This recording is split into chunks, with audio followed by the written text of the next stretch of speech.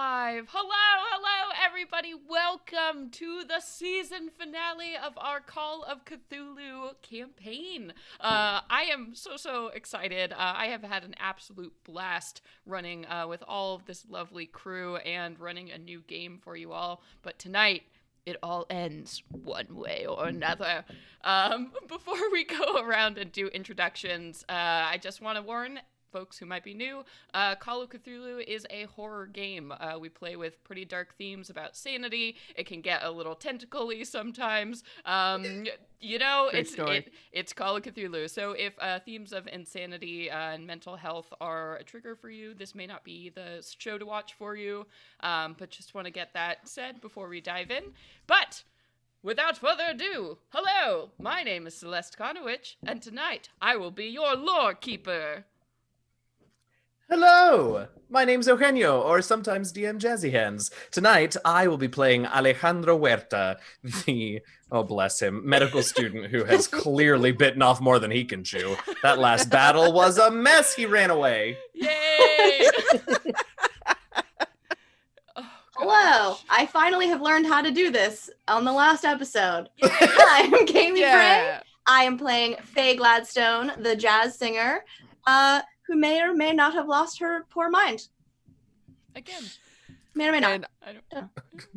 I'm just trying to keep us all together and alive. I am Sage, and I play Inez Flores, your friendly neighborhood homicide detective. Oh, yes. Oh, boy. Oh, man, I'm going to miss this crew. You all have done so great so far, for the most part. So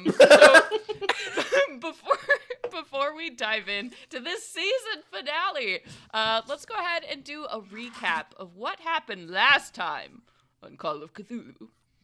We started in battle! Oh, hell yeah, you did. At this reptilian creature from the beyond leaped out of Sandy Lamont's photographs and attacked Inez. Mm-hmm. And Inez just was trying to shoot at it in this little teeny tiny dark room and was just firing off to the dark as this invisible Komodo dragon-like creature was just raking its claws and leaping after her. And poor Faye, bless her heart, was like trying to grab Inez and pull her out and try to slam the door. And then a tentacle came out and stabbed her. I succeeded at the door. Yeah, you did. That's true. Yeah, you did. I did slam the door. Shut that door. I did it. Hell yeah, you until did. Until it stabbed its tentacle through and stabbed her in the chest, and then she promptly lost it. I rolled super good. Mm-hmm. Real good dice rolls. Really high, which is so good. Super bad for this game, but super good in D&D. So, Yeah. it's a matter of perspective.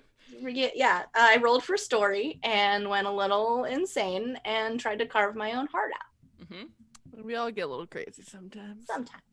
Mm-hmm. And while Faye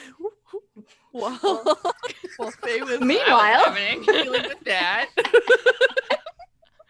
Inez managed to get some shots off on this thing and dumped a bunch of photo developing solution on it, which caused it some damage, and was trying to keep the situation contained while poor Alejandro ran away. All right, in my defense, I didn't think it was logical that we were going to stay and fight it. I assumed you two would follow. Have you met I was Inez? wrong. A reasonable assumption. I tried. That's fair. That's fair. Yeah, so Alejandro booked it, ran down, got a little ways outside the studio, and turned around and realized his companions were not with him. And so returned to find the scene that was just described to you, did his best to patch up Miss Faye, and then... After throwing some tongue depressors. Oh my god, how did I forget about that? Oh, fistful. That's right. I walked in and I saw, oh my god, I saw Inez facing off against the thing, and I don't have a gun because I'm a fucking med student. So I reached into my bag of wonders and threw the first thing I grabbed, which was a handful of small wooden tongue depressors. Yes. And I think I missed. So like You insult did. to injury. You just threw it. It did not Just care. everywhere. So we know beasts are not afraid of tongue depressors. We learned. You know, Scientific That's- method. You know, just gotta keep narrowing it down. Yeah. So Alejandro helped Faye while Inez finally managed to land the killing shot to fell this monster, which Huzzah. was just awful. It was awful. It was real bad. And It when smelled- it died, it smelled like Ugh. It So- brought up your worst memories. Oh yeah. Yeah. So Faye and I went to the hospital, where we learned all manner of strange things about Faye, including or her wounds, unclear, including that they heal unnaturally quickly and that she draws creepy things in her sleep. yeah, Can happen to anyone. yeah. It's just what it is. Yeah. And what was Inez? How did that? You had a conversation with Frank.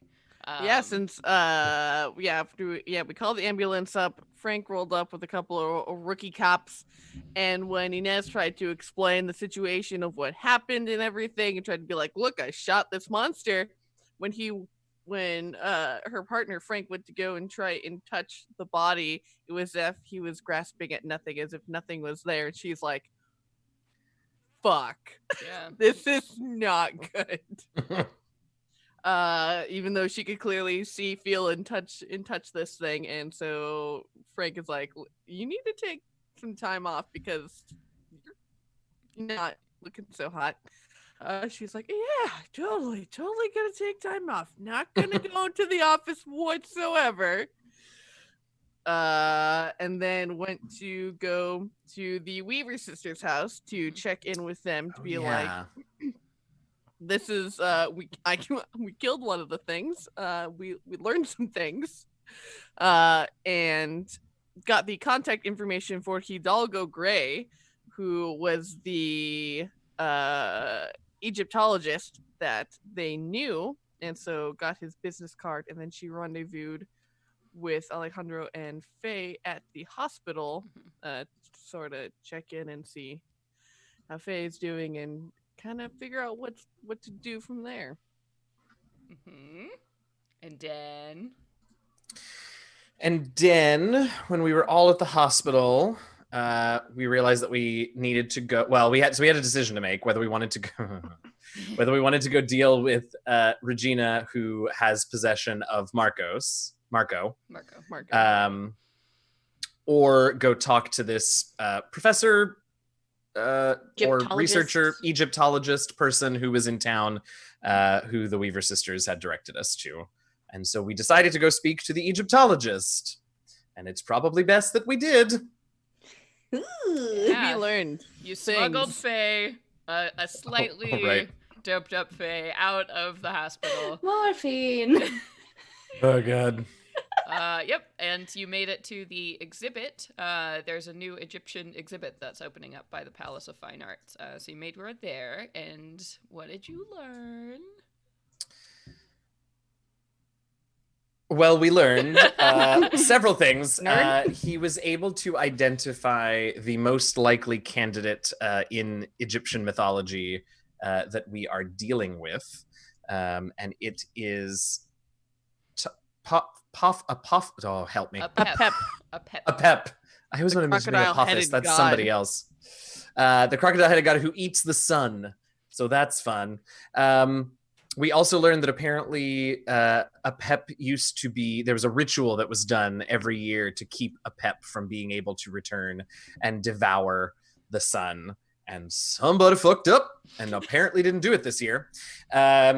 He also told us that he doesn't really know anything about that ritual, but that he suspects that the details behind it are in a very rare book that he has been seeking for his collection. So we said, "Oh, that's fun. We'll help you get that book. Where is he?" He said, "Well, I've been trying to get it from a dealer." We said, "What dealer?" He said, "Regina." And we're like, "Oh, Great. this makes sense." Great, let's go to Little Italy. Figure Yeah. this out. Confront some mobsters. Hell yes. And that is where we are picking up. It was about 5 o'clock at the point right now when you had made it to this exhibit. You had wandered through, all of this just everything is being constructed right now. Giant Egyptian statues and like glass cases of artifacts and papyrus scrolls. All of this is being currently assembled for the exhibit that's officially opening to the public in a couple weeks' time. But with the Weaver sisters' recommendations, you had been able to enter the building and talk to, Dr. Hidalgo Gray. In his office. He had been able to help you out, giving you a lot of information about what the symbols you saw in Marco's notes could be, let you know about a PEP, and had kind of made you aware of that Regina Durant connection. And you all are sitting there in his office, and this information kind of comes over you. And I think he like takes a moment while you all are sort of silent, and he's like, I'm sorry, did I say something wrong? No, sorry, not at all, no. Great. Well, if you have any more questions, I will be here probably late into the evening, and I'll also be back early in the morning. But I do have a lot of work to do. Right. Okay. We should. Thank you. So much. Of course. I hope I helped with your project or whatever it is you're working on. And we will see about that book, getting you that book. Absolutely. And please do make sure to, let me know, of course, if you find the book. And if not, make sure to come and see the exhibit when it's open. It should be quite extraordinary. Yeah, definitely can't get enough of ancient Egypt. Well, a woman after my own heart. Okay, I'm gonna just like get up and I'm just like, I don't know what to do. Bye. Like, yes, he stands up and he'll, open up the office door. The office is tiny, so it's like at 3 steps to the door, and he kind of like clusters back around you all and opens it up politely for you all. Off we go. Off we go. Once we're out of earshot of him, I mean, I guess the first question is like, are we doing this now? What time does the restaurant open? So it's, soon. it should be soon. Open for the 5 p.m., the early dinner crowd. Well, the thing is, do we want to go while the restaurant's open or while it's closed? And you look like you need to sleep off some injuries, so that is something I would also recommend. Oh, Inez, I would also point out, during the fight with the creature, you got scratched, like big scratch marks on your back. Those aren't there anymore. You actually feel fine. So any damage you took during that fight, all of that's healed at this point. Wow. I had no hit points left. So I don't know, Inez, if you even would have like noticed it, because they would have closed very quickly since they were shallow. So maybe it now only occurs to you, like as you're like, Faye, maybe you should rest, and then you're like, oh. Yeah, she goes and she kind of like checks like on her arm, and she's like,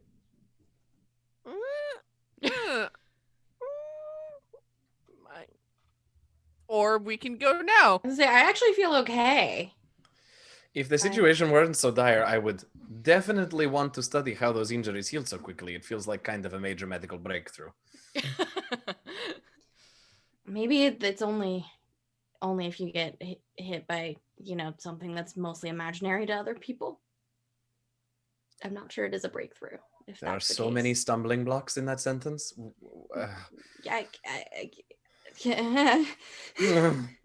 Should we go to the restaurant? I think witnesses might be a good idea. So they don't just kill us when we walk in. Inez, while you're hearing this, why don't you go ahead and make me some like kind of, what do you think like a cop putting it together skill would be? Bit by bit, putting it together. It could also be like an intelligence of you, just an interesting thing. Electric Psychology? repair. Maybe psychology. I do have electric repair. She does like to. Of course that you is do. Not accurate. Of course you go. No, that's her side hobby. She likes working on cars. Oh my god, I'm obsessed. Yeah. Yes, of course she Electrical does. repair. How does it all fit together? Electric repair. Circuits. Circuits. Fact. It's in the wires. Obviously. Current day. What? Anyway, that is a success. Okay.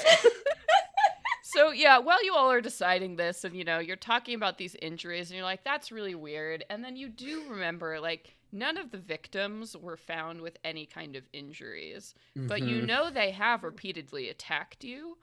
So maybe the other victims also were attacked, but the injuries faded so fast that there weren't traces left. That makes sense.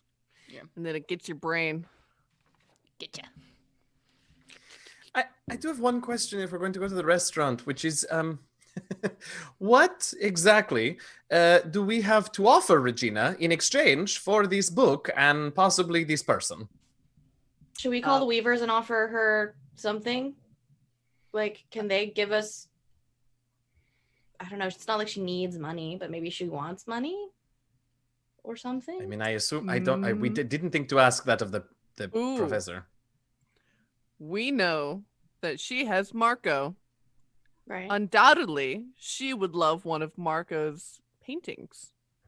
Perhaps we can bring one such painting to her. With or without the scary monster. Well, I mean, the last time we looked at it, the scary monster wasn't there. But we'll bring it under, wrapping, so not the whole world will see it, but...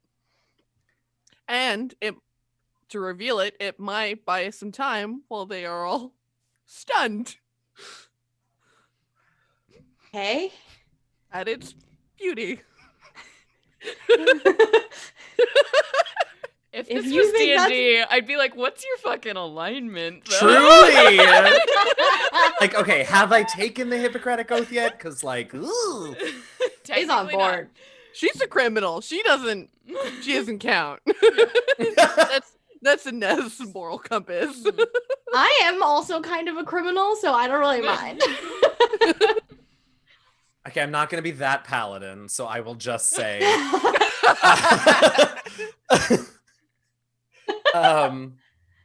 I don't want to know anything about any of that. Let's just go. we're just using our resources, I guess. Yep. Mhm. Yep. I mean, the alternative is that I don't put her in jail. So there is that. That's a bargaining chip. Do we have a way to hide weapons on us so that they don't take them from us when we walk in the door?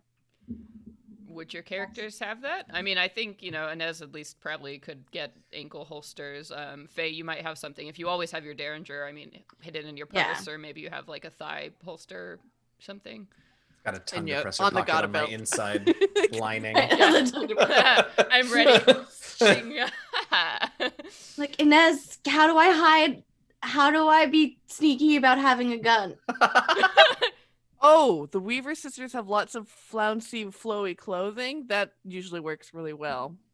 I'm sure we could borrow like a shawl or a piano scarf to hide something under. The location of that pause. Scarf. Okay. She doesn't know about fashion. Yeah. She's like, I don't know, pretty things. Yeah. I just thought you were suggesting Faye wear a piano. Which would hide a gun. It sure would. It would. And make it hard to run. I'm not gonna run. Okay, I'm not gonna be fast enough. So all of you are probably having this conversation as you're sort of like exiting this exhibit building, and then you see the Duesenberg is still parked out there since Vlad has been given instructions to tail you for basically the rest of this whole situation. That's good. Yeah. Saves on cab fare. Absolutely. So you can all, pile in the car, and if you want to go back to the Weavers mansion, yes? Do you want to go back there or just call them? Are we good? Do we need to stop there? I mean, if we want to pick up... Never mind. A piano. Yes. Okay. I was going to say the painting, but... They also have an array of weapons that we could use. There is that too. Maybe stopping there is not a bad idea. Okay. Well To the then. Weavers. Away! And, Vlad will nod and drive through the streets. There's a little bit of traffic, so it takes a little bit longer, as people are heading to events. Nightlife in San Francisco is pretty hopping. So you have to make your way from one corner of San Francisco all the way up and towards that middle point there. So about, 35 minutes, 40 minutes later, you pull up in front of the Weaver residence. Vlad runs around and gets you all out of the car and kind of escorts you up towards the door. He's also, you can tell, he's really clocking the streets and looking around and being just hyper observant. And Inez, you can absolutely see the telltale signs of a gun holster. So he's got a very large firearm strapped above his waistband. Nice, and she kind of nods in respect and is like, Vlad's a smart guy. Opens up the front door for you all, and you hear again, yes, you're back, and Inez, yeah, and Alice kind of stumbles, out of the kitchen, into the hallway. She's like, oh good, you're all back. What are you doing back? How can I help? What do you need? A drink? And you see she's got a clattering, ice cube, empty cup. My in her goodness, hand. yes, please. Yes. Of course. What will you have? I make a fabulous sidecar. I'll take a side. That sounds delightful. Yes. Annette. Oh, she looks at Inez and she's just like, we're She past just this. politely just ended, oh, thank you. We're past this. I love it. I got a little stabbed. I think I earned a sidecar. I can have a sidecar. She definitely, and you can see Inez definitely just doesn't cast any shade about anyone Right. takes a drink, but it's definitely just very politely no, thank you. Alejandro, dear, would you? Yes, I think perhaps it's a good idea. Yep. And she goes and bangs around. She has one of those really cool little antique bar things where you lift down the panel and it's got a full beautiful Nice. glass set inside, and she starts mixing and handles out in crystal glasses towards you all. So what's going on? Well, we know where Marco is, and we think we know a way to banish the creatures. That's excellent. Yeah. Your friend was very helpful. The Egyptologist. Very helpful. Yes. Hidalgo, he's such a dear. Where did you dig him up? Inez kind of looks slight coyly. We don't know him too well, but he has been at several auctions that we have attended. He makes very frequent trips to Egypt. He's quite accomplished archaeologist on top of his professional knowledge. You always want someone who is actually there giving you a price point. Otherwise, people are always trying to sell you trash. Makes sense. You're just rich people problems. I was can't relate. Yep. So, I don't, and she kind of looks at you, she's like, but I could ask around if you're curious. She makes a little old lady smile, oh, what, your grandson is single? Mm-hmm.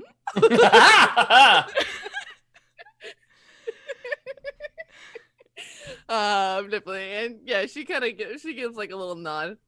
So I'm wondering, as she begins to speak to Faye and Alejandro, I wonder if maybe we should disguise ourselves as art collectors to go meet Regina, as to not immediately incur suspicion. I don't know. What do you all think would be the best course of action?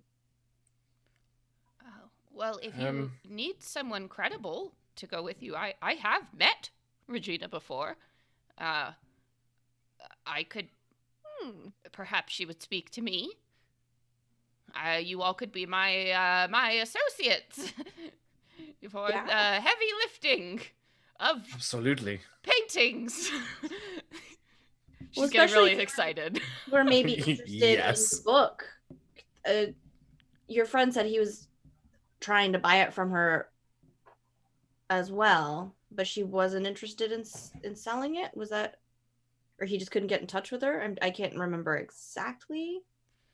Yeah, what he said. you weren't really sure. You just heard that Yeah. he was trying to get it from a dealer, but kept running into issues or getting held up or something. It wasn't really specific. Right. So maybe Alice, maybe that's our way in. Is you are interested in this Egyptian artifact and you want to speak to her? Absolutely, I can do that. I buy all sorts of things. Why not? Books. I was thinking as well, since we That know that is they. the subtitle of my memoir. Why not? Books. Why not? I was thinking as well, since she's holding Marco there, that if you wouldn't be too put off by letting go one of Marco's later works. Alejandro goes to busy himself in the kitchen. Poor buddy. Later, you mean the painting, the painting? Yes. Because if things go sideways, it might prove to be a helpful distraction. I am sorry, my dear. I do not think that is a good idea. We don't know how many of these creatures are running around, and if we can do anything to stop the spread of this, I must insist that we take that course of action. I do have many fine pieces from Marco. If she is a collector, perhaps one of those will suffice. Though also, if we are, there for the book, but then we also show up with Marco's paintings, then perhaps she might think we're interested in Marco, and, I don't know. How do you want to play this? I've never done undercover before. And she kind of scoots her chair really, really close and, looks at you, Inez, expectantly. Well, okay, so what would normally happen as if you're to try and, barter works or make deals, Yes. That's... We can't have anything seem out of order. Okay. All right. Well then, I would elect that if we're just making this deal, that we don't show up with a piece already. My name does carry some weight, as it is. I doubt she would be so crass as to accept a bribe openly there. She is a sophisticated woman, from what little I know of her. That definitely makes sense. That checks out. All right. Okay. Quite honestly, if she wanted the paintings I had, she could probably just take them. I mean, 3 old ladies dead in their house. Who's gonna notice? Oh! She was very matter of That pokey. factly. That is a realistic way to look at it, I guess. Well, you don't mind putting yourself and your sisters at risk then for something like this? I guess you're at risk anyway. Yeah, I mean, if there's anything I can do to help, I can play the part of the debonair art collector. You don't even have to pretend. You're already there. Oh, you're too sweet. Maybe we just don't tell my sisters about this, though. Okay. They Sure. might get upset. But I can handle myself, despite what they say. Oh, good. Okay. Speaking of handling ourselves, we should probably restock up on supplies. Oh, yes, of course. Well, the weapons cabinet is right over. She gets up and it's still open from before. So she just, kind of flicks it open and you see this whole selection of just weapons there, if you would like to grab anything. So we have everything from the range of little baby derringers to knives to crossbows. We've got, you took the only sawed-off double-barrel shotgun. But other than that, if you all have ideas for equipment you would like to take, the Weavers probably have anything that you're looking for. So I think Alejandro walks in while you all are heading to the weapons cabinet and sees it open in all its glory and goes, coffee, and turns back around and goes back to the kitchen. Poor buddy. yeah. I think I'd probably take maybe a knife and extra ammunition for the Derringer. Mm-hmm. Yes. Yeah. Inez grabs bullets for her pistol, and then she will grab another one that she will stash. Yeah. Okay. And I mean, Alice will come over to you, Alejandro, too, and be like, "Dear, if there's anything at all you need, we do have I think we do have a first aid kit. Anything else? Maybe a flare, something like that. I'm not really sure what we're planning for this, or how to prepare for this." To be honest, I'm not either. But yes, I did lose a fair number of tongue depressors earlier today. Perhaps I should replenish my Oh goodness! supplies. No, we can't have you running out of those. Uh, also, dear, is that? She looks at you and she's like, "Is that what you're going to wear to dinner?" Just No, Giorgiano's is quite a nice restaurant.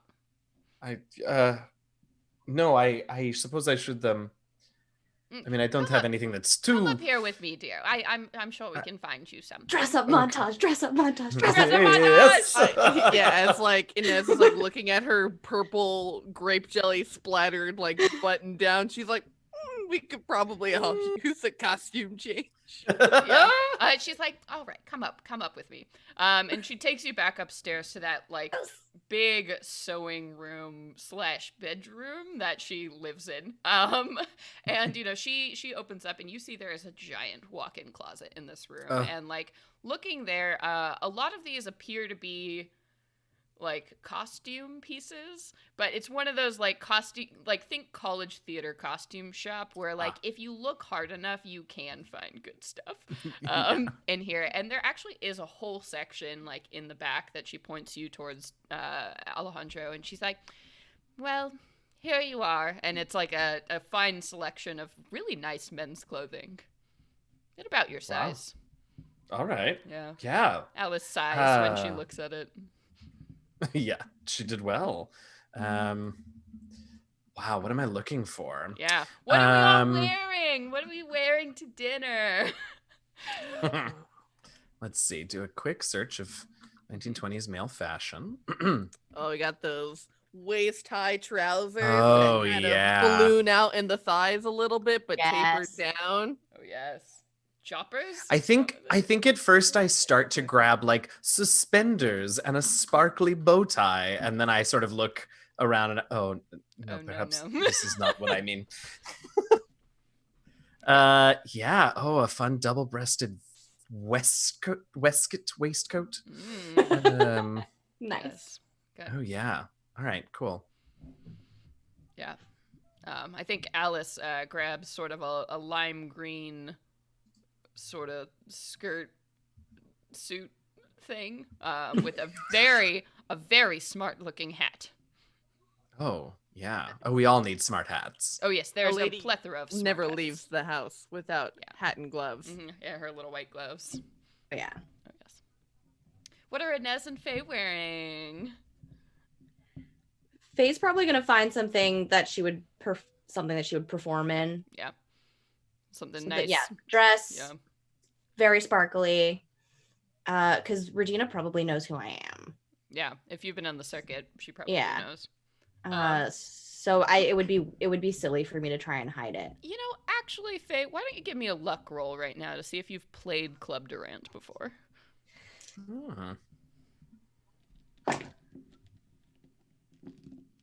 36. Is that a success? I think so. Well, your luck should be in the top left. Yeah. Yeah? Okay.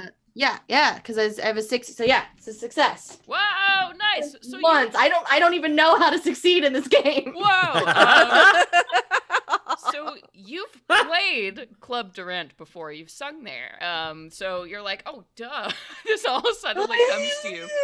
So Amazing. basically, Amazing. The way it works is that Giorgiano's is sort of like the it's actually quite a good restaurant, but it also serves as a front for where this club is actually like sort of in the back downstairs is Mhm. kind of the thing. So you go when you want to enter Club Durant, you go and you eat at Giorgiano's, and then there's always some kind of sign you have to give Mhm. to get entry into the club. You're actually not sure what that is because you've always gone through, the performance, the stage door. But that's sort of how it works. So the club itself is very nice. It's one of probably the most upper end places you've played. Regina runs a really tight ship. Her performers get paid. They are protected. It's good stuff. She employs both male, female, all kinds of dancers, singers. It's just a really great highball kind of place too. People come and spend a lot of money. When they go there. So it's a classy joint. Well, moving on up in the world. Mm-hmm. I think you've probably only played there like once. That was, you lucked out, your band had a connection, and you got through, and it's probably the best money you made that season. Yeah, 100%. So I will make sure to look the part of, me Mm-hmm. and Nice. just, roll polished, all gussied up. Heck yeah. And what's Inez wearing? Inez pulls out from this like pile of gowns a seafoam green drop waist gown that has a golden sash that leads to like trails off in this like long bow.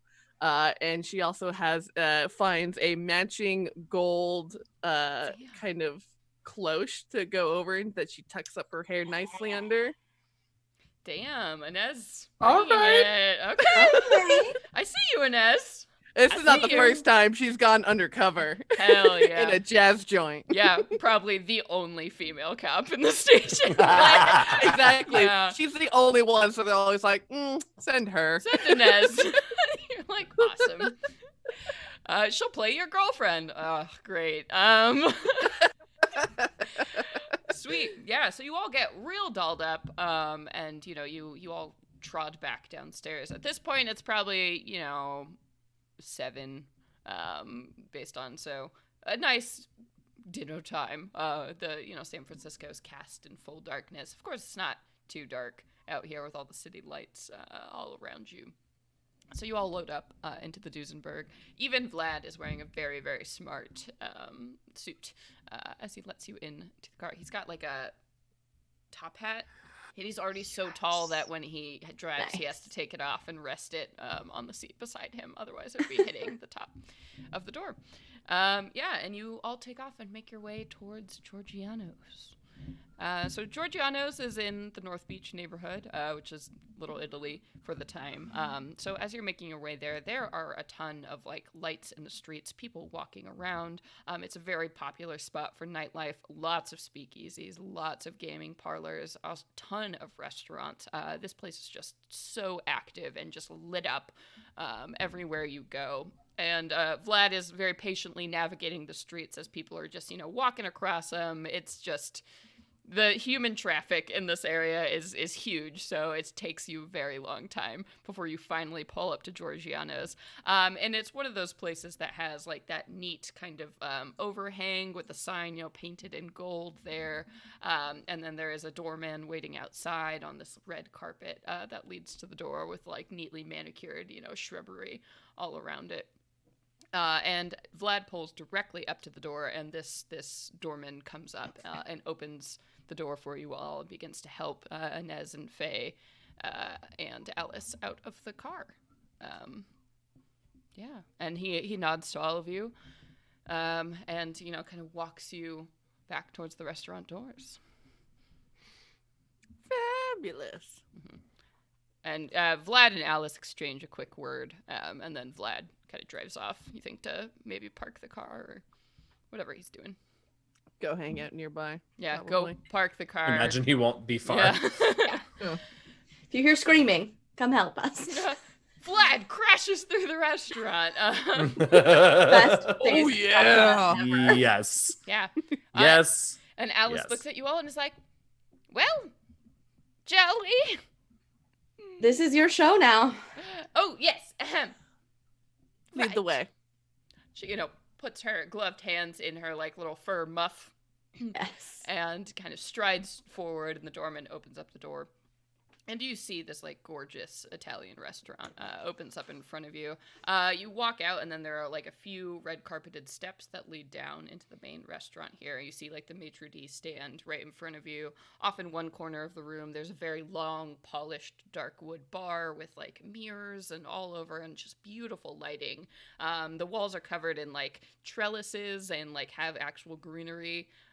Ivy that's been stretched to like grow into the spaces.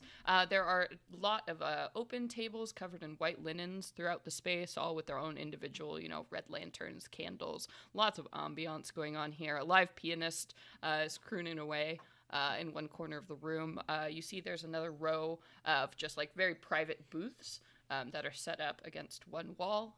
You see a couple doors leading off, you think probably towards the restrooms, and then towards the back kitchen area. And there's a pretty good crowd in here. You would say maybe 40 or so people currently eating. It smells amazing. It smells like garlic bread, which is a very good smell.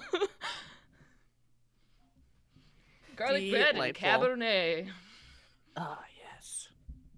Now, we established that we need a password to get into the club speakeasy part of this place. Did we establish if any of us know what that is? No. Okay. Nope. Faye just knows you have to give some kind of signal. Okay. Does Alice have any idea? Has she not dealt with Regina here? Alice has never. Yeah, she's never been here. This is she looks just delighted by everything that's happening, the secrecy of the moment. She does. And she walks up, to the maitre d' and nods and says, "Table for 4. I don't have a reservation." And she kind of like smacks down like a 5 on the table and moves it across. And the maitre d' is like, "Right away, madam. Let me just get you something. Would you prefer a table or a booth?" And she's like, she looks back at all of you. A table would be nice. Wonderful. A table. Thank you. And he kind of bows, scurries off.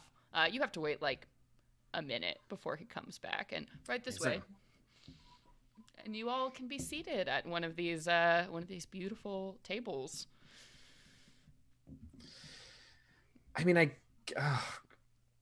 are we gonna pretend to eat? Because that's not gonna go well. My stomach is in knots. I want to look around and see if I can pick up the signal from other people who are speaking to wait staff or something like that. Sure. Yeah. Why don't you go ahead and give me, let's see, maybe a spot hidden, or if you think there's something better that Faye might use, maybe. Not most. I have a listen. Is that a verbal thing? No, I think spot hidden would probably be the way to go. Okay, well. Unless this is gonna go well. You know what? You could also spin it to me if you have dancing or singing, performing. Performance, yeah. Ooh, maybe go ahead and roll me that if it's better, because Roll it might be something you're familiar with, just as part of your. See if profession. I remember, even. Yeah. So there are a lot of speakeasies. There's a few different ways people do this. Sure. 66. It's a success, barely. Oh, boy. Yeah, so you all are like seated down at this table, and they've brought you like garlic bread, and Alice is like pretending to look at a wine menu and keeps sending the waiter away, while you all are kind of figuring out what's happening. And Faye, you start to look around the room, and you're like, "Come on, there's got to be something. There's got to be something."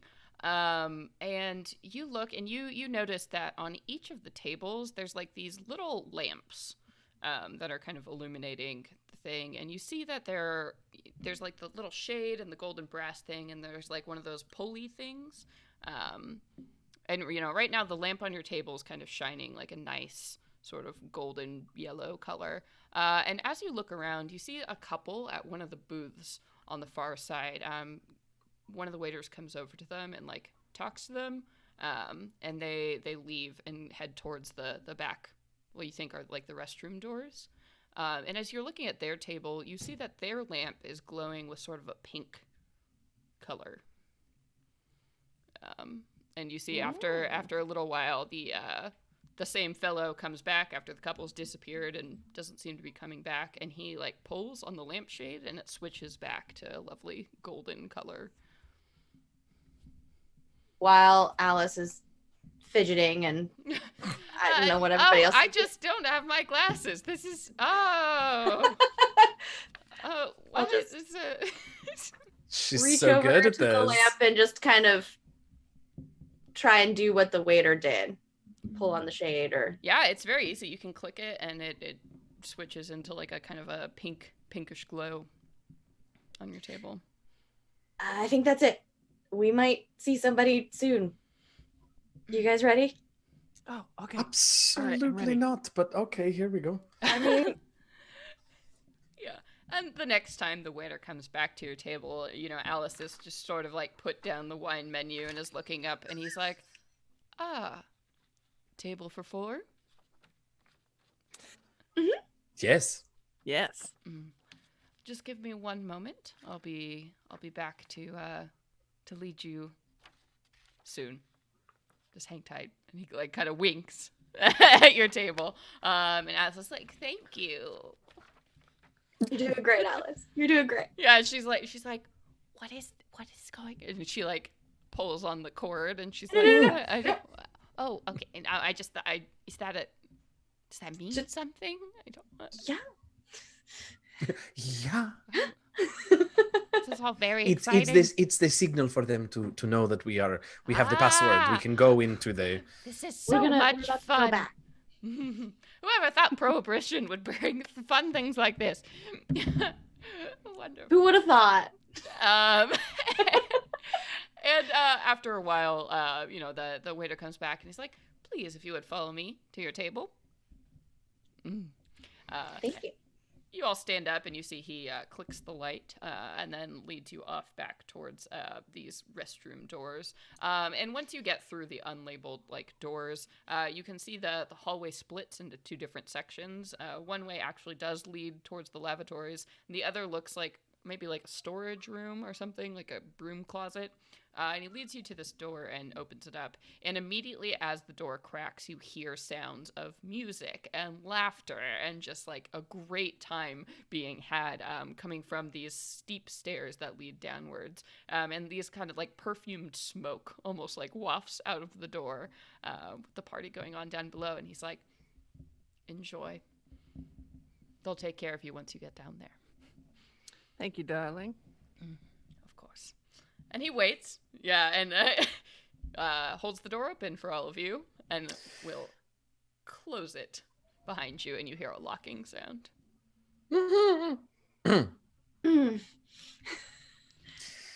How many people are back here? So right now, you're in a very narrow set of stairs that leads down, Oh, so okay. you actually can't see what's going on. Okay. All you can get is like the smoke and the noise that's rising Right. up. It sounds like quite a lot of people. Who wants to go first? Alice, should it be you? Yes, you'll have to give me a moment. She says she like grips the stairs and like is walking Oh, down. I'm the very gonna narrow... help her Yeah. down. Oh yeah.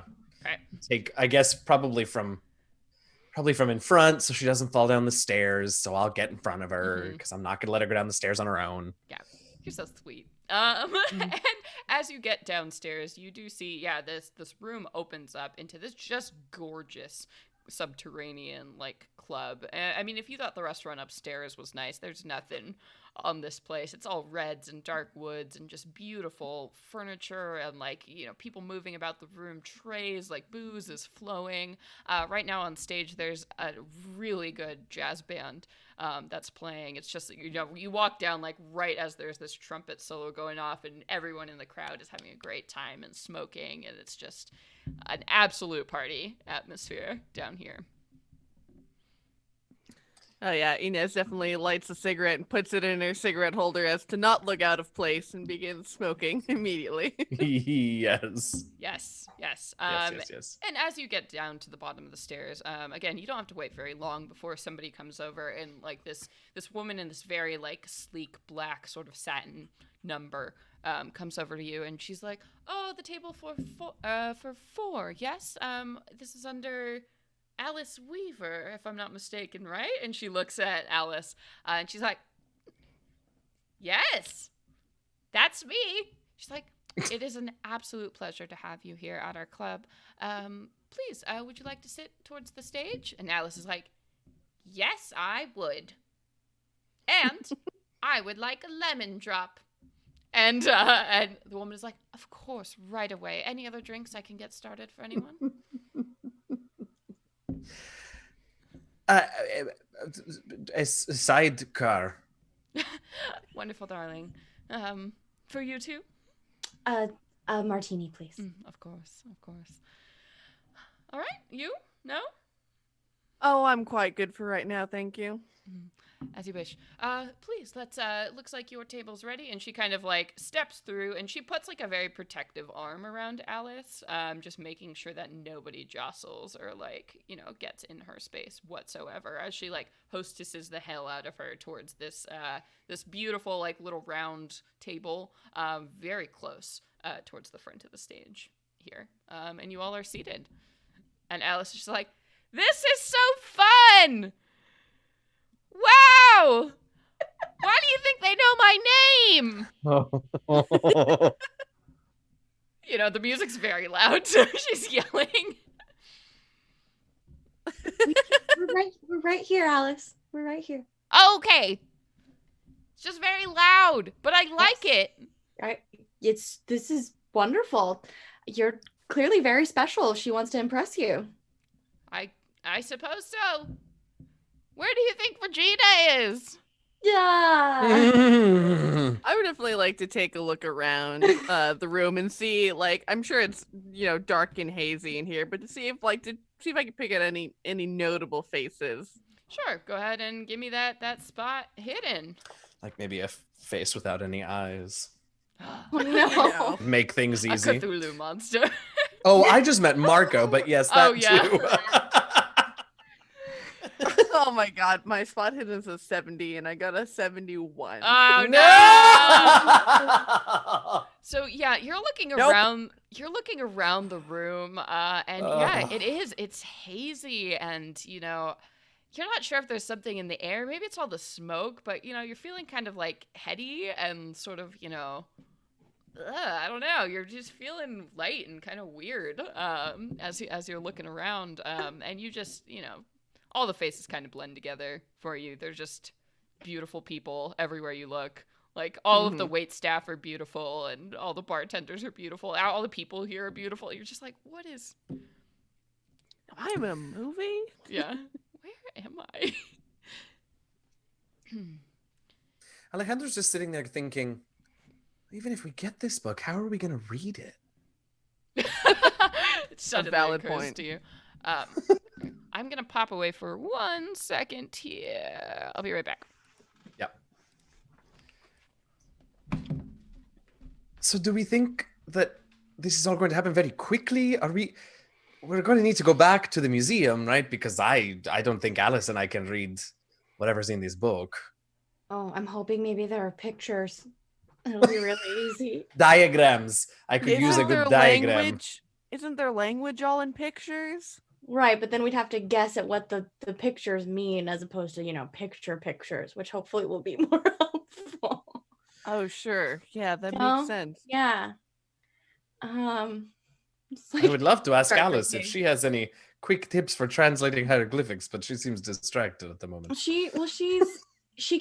Alice can't hear us. It's way too loud. That's a fair point. It's loud. That's a fair it's point. Dark. That is a fair point. I guess I can start kind of poking around. I'll see if I recognize anybody. Roll my own spot hidden, which I don't have any points in, and I am unsuccessful. Surprise! Oh no. I don't know. I guess we just Well, wait hopefully she'll- for Regina to maybe do a round. What's the plan? That's all I can think of. Alice, perhaps you could put in a word to that nice waitress, asking if Regina is around, as you have some business interest. Absolutely. I can certainly do that. And you know, you all wait for the the hostess to come back. And she carries all of your drinks perfectly made on a tray that she slides in front of you. And Alice leans up. She's like, "I'm so sorry, dear. What was your name?" "Oh, that was so rude of me. My name is Mabel. I'll be taking care of you this evening." "Ah, Mabel. I was wondering if your proprietor, Regina, was available. I have come tonight to discuss some business. I'm interested in some business that she could help me with." And Mabel smiles patiently and sort of nods, and she's like, "I'm sure Ms. Durant would be delighted to speak with you. I'll put in a word and I'll let you know, all right?" And Alice is like, "Thank you," and she like kind of pats her hand, and she's like, "This is all wonderful. This is all wonderful. A really nice place you have here." And Mabel's like, "Thank you, that's so kind. Do any of you need anything else?" No, thank you so much. No, thank you. We're good. "Wonderful. I'll be back soon." And Alice is like, "Okay, bye." And Alice is like, "There we go. Well, we'll see if Regina talks to us after that." Oh God, Alice is gonna have such a big head. Anything work? It really works. It does. You're right. She's gotta be the middle sister. You're right. Yes. And she like takes a sip of her drink. She's like, "Oh, that's the best lemon drop I've ever had. Wow." Okay, take it easy there.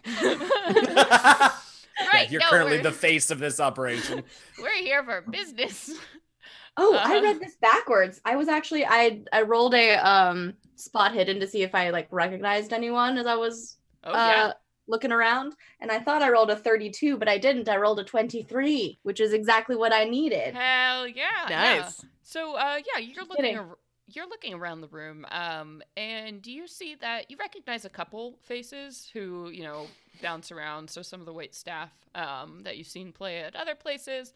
Nobody that you like know more than casual conversation. But you do see some friendly faces. You think the bassist actually playing in the band. You're like, "I think I played a gig with you." Like he was a stand-in for something. Yeah. Interesting. Otherwise, No Pookie, no Marco, no. Unfortunately, Figured. not.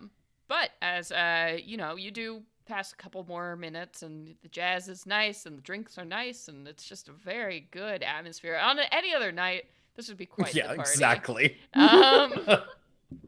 But in quick order, Mabel returns to your table, and she's like, "Ms. Durant has actually invited all of you to come and sit at her personal booth. She thinks conversation might be a little bit easier away from the fanfare, if you will." Certainly. Yeah. I'm so sorry to keep moving you around like this, but if you would just follow me. So as we get up and start walking, I'm going to whisper to, I think Faye was the one, and say, "Is she going to recognize any of us from the house?" She wasn't there. Well, I don't think that was her. That was just like one of her like people. Oh no, I thought it was her with I don't think it was her. Pookie or Poopsie or what was his name? If Pookie's here, he might recognize us, but I don't think that was her. Okay. And Pookie recognizes us, it'll just get more interesting more quickly. Don't feel good about this. And Mabel leads you kind of through the crowd of people, once again, like defending Alice, from anybody who might run into her. She actually now, from this point of view, as you're heading back towards the doors you came in, you actually see that there's a curling set of steps that leads up to a second sort of half floor, so like a balcony space. And as you walk up these stairs here, you see that there are very, very few tables. There are like 5 up on this balcony, but as you look down, you have like a perfect view of the stage. You're a little bit above the smoke, so your head kind of clears a little bit. It's a little bit more peaceful, more intimate. setting. And at the very, very front, there is one large circular table that has just one person sitting at it. And this woman is gorgeous is really the only way you can describe it. She's wearing like this black velvet dress and just this like amazing large hat, but it like works with her because she's got a very high fashion like Italian face. And as you step up, she's leaned back in this chair just observing everything below her, and without any kind of check, you know that this woman owns everything she sees, and she knows it, and everyone knows it when they look at her. And as you step forward, she rises from the table, and she stands maybe like 6'2". She is tall for a woman, and then also wearing like these scary heels.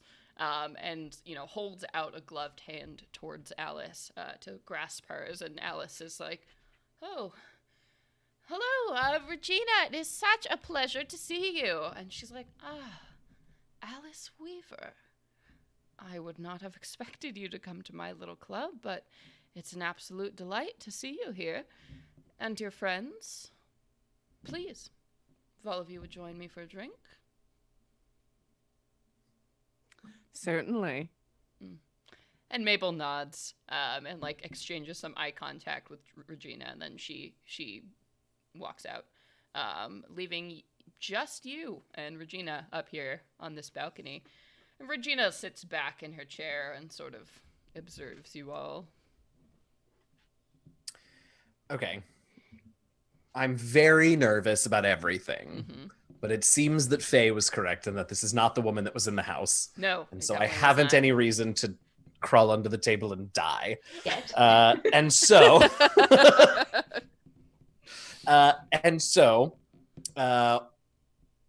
I don't know about everybody else, but I brought my sidecar with me, and I'm just going to take a swig of it and just compliment the establishment and just try to use a little of that friendly bedside manner that I am so known for in my year, and just, calm myself down. Yeah, and she's thank you for your kind words. I'm so sorry, I don't believe I've caught any of your names. I know Alice quite well. We travel in similar circles, but it's a shame to say, except you, dear, didn't you played here before, was it Faye? Faye Gladstone, yes. The last year. Your band is fantastic. Thank you. I'm so sorry to hear about what happened. Thank you. It's a shame. It's always the good who die young, isn't it? Truly. Well, and you, my silver-tongued friend. Yes, I am. My name is Alejandro. I'm a medical student just up the way, and Alice and I have some similar interests. We are both fascinated by ancient cultures and the mysteries of the ancients. Alice goes, "Oh yes." But before Alice can steel herself up to start whatever she's gonna say, and your face is a little bit familiar. And Inez will hold out a hand very just delicately. "Oh, Sophia Perez. I am actually working with the Weaver sisters currently to help catalog all of their many fine artifacts. So I'm sure we've seen each other at various auctions and art shows." Why don't you give me a fast talk check there? Gladly. See if you could get away with this. I'm gonna roll my check against you. Faye is literally holding her breath, like.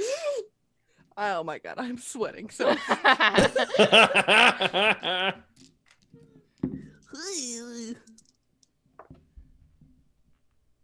Oh no, that's a success. Oh god. What's your degree of success? Because I also succeeded.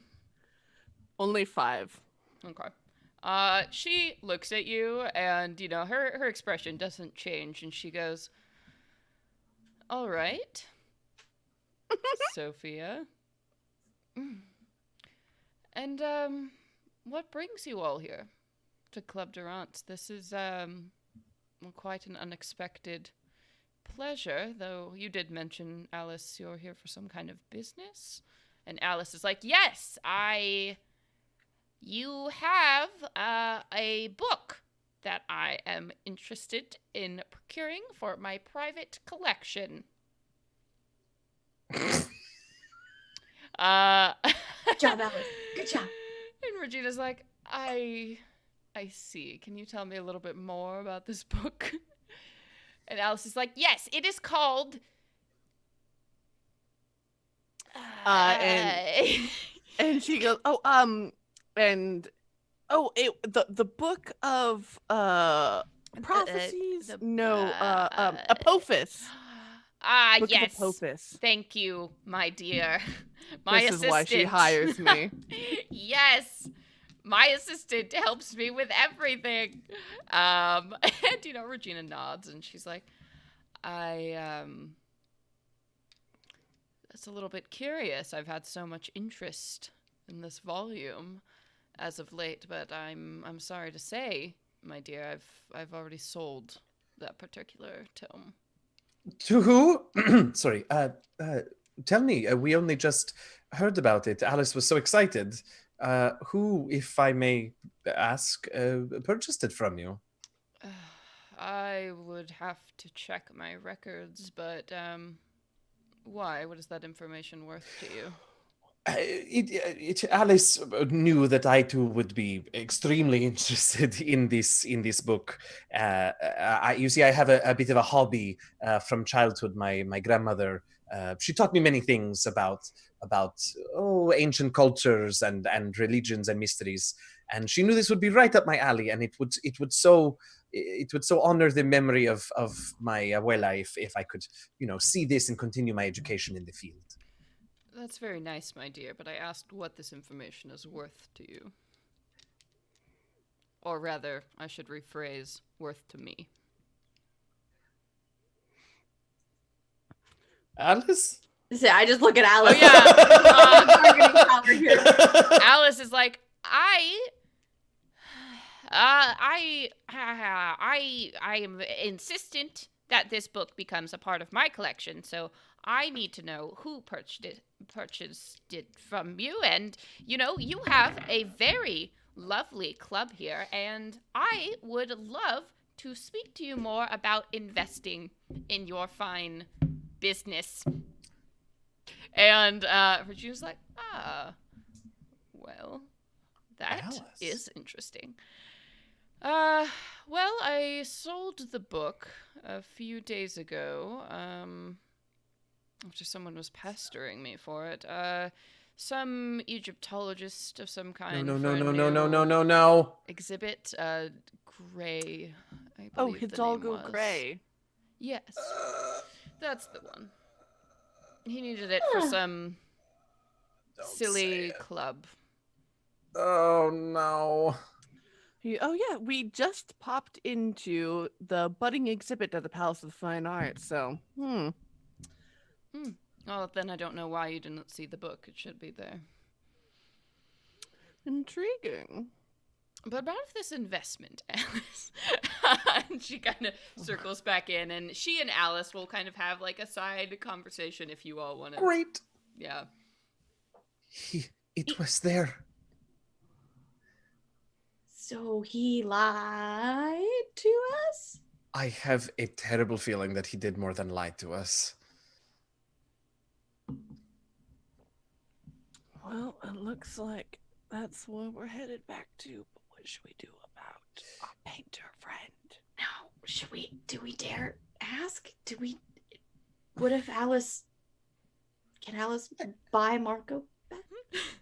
I mean, how badly do we really need him? No, I wouldn't say that. No.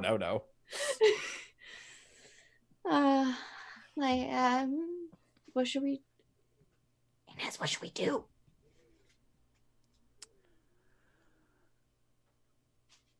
Okay, hold on. All right, and she'll just kind of give a look like, follow my lead. Santa Maria. And she'll, kind of wait for a lull in Regina and Alice's conversation. She'll be like, "So Regina, you are a revered collector in the circles that I've learned so much from the Weaver sisters. Surely were you there at the revealing of Marco's latest painting? Oh my God, what a scandal that was!" I did not receive an invitation. Cool. And and Alice is like, so I was not at that unfortunate event. No, though I hear it was quite a show.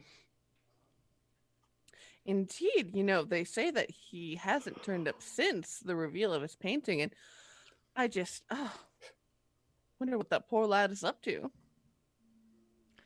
What are you really trying to ask me, my dear?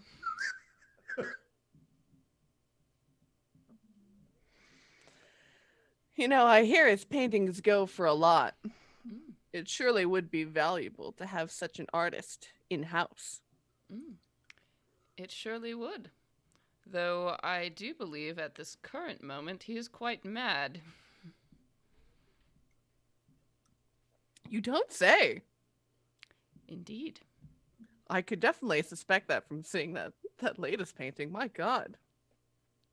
She's looking at you. She's like, I am, well, since you're so interested in Marco, let's say I'm protecting him at this moment. Or rather, protecting an investment of mine. So he is quite safe. You need not worry about him. Well, that's a relief to hear at any rate. Do we believe her? What is that? Yeah, I look at I'm it gonna as check. how important is rescuing. I would like to Looking make through I would like to make a psychology check. Yes? Is that what it Does is? that work? Yeah. Right? Yeah. I'm not That's good at probably the that. best one.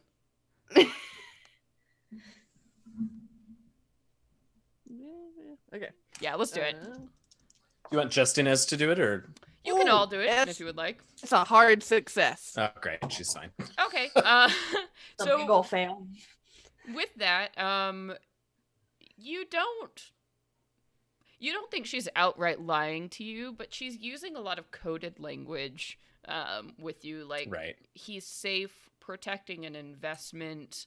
Like, she's made it very clear to you that she knows exactly how he is. So it's her way of letting you know that she does have him, and she knows you know that she has them. But Yeah. it's also like she's clearly has some kind of claim that she feels is very justified over Marco. Yeah. Okay. But Yeah, we so but she- we feel like we're okay with the protecting him part, at least in the short term. Like, You he get clearly the sense is, that he's not dead, and she's keeping Right. him alive. and he is of value to her, which means she'll keep him alive at Yes. least for a Yeah. little while. Yeah. Okay. Yeah. All right. Yeah, and so yeah, after hearing it, be like, oh good, I do so look forward to his next collection of paintings. His work always brings me such great joy, such imaginative, such creativity. It would be such a waste to lose a brilliant mind like that in our generation. Mm. And she will look for her drink on the table. It's like, Yeah. ugh. This is all getting quite tiresome. First of all, Marco wants to run away to join this little Egypt club. And now you come back here looking for a book that this club has. This is all just Egypt proving a club? little bit curious. Egypt Club, do you say? Indeed. That's why he borrowed so much money from me. To get membership in this club. Mm. And unfortunately, when people borrow money from me, and then they don't fulfill their end of the bargain, well, things get a little bit complicated. If you catch my meaning. Justifiably so, of course. Indeed. Understandable. So We all for must Marco's protect sake, our investments. for Marco's sake, and for the artistic world's sake, I do certainly hope that he paints again. Do you happen to know anything about this Egypt Club where they would have meetings? I know the whole Egypt craze has just swept through the city as of late. Well, I believe that's why this Hidalgo wanted to buy the book for this club. Oh. I don't know. I know it's very exclusive and very expensive to be invited. So, I would assume Surprised they'd they didn't have... reach out to you, someone so influential. Oh, They offered. It's not quite my sort of thing. but I bet it's Alice's sort of thing. Also, I have a terrible stomachache. We should probably go. Alice is like, I also didn't get an invitation. What? She's like, Alejandro, she's like, I don't... So he's just so nervous about because he's putting all of this together in his brain, and he's like, I don't know what to do about any of it. Tell me, Ms. Durant, would you happen to have a contact info for those who reached out to you still? Maybe around the office or... No, I don't keep that sort of thing. My office manager might have it, though, dear, if you're looking for some strange sort of Egypt society, I would start with the museum. The Palace of Fine Arts. We do have an invitation to see Dr. Gray again. Well, I have a check from Alice, and my business is concluded. So, yeah, Alice is just like... sitting on one end of the table. How did that happen? So, it's been an absolute pleasure meeting all of you. You are welcome to enjoy the evening at Club Durant, unless there's anything else. And there's sort of a steel edge in her voice when she says that. Thank you so Mondo. much for your time. Thank you. Mm-hmm. It's always a pleasure meeting my patrons. Mm-hmm. Yeah, and Inez will put like a hand or an arm kind of around Alejandro and kind of give him a nice little pat on the back, like. Okay. Well, This is to the fine. to the next place then. Inez, I need a breath of air. give my condolences to the chief, will you? Ah! Tell him I'll have his usual table waiting. You got it, Regina. Charmed. You ever need a singer, Regina? I'll just... Okay, thank you. Bye. Okay, bye. Eugenio's eating tissue. Yes. Go ahead and make a sanity roll. Yeah. And as you walk down the steps, I think you all sort of have that feeling of like walking through a tiger's enclosure and like making your way out of it. Feel her eyes on you. Mhm.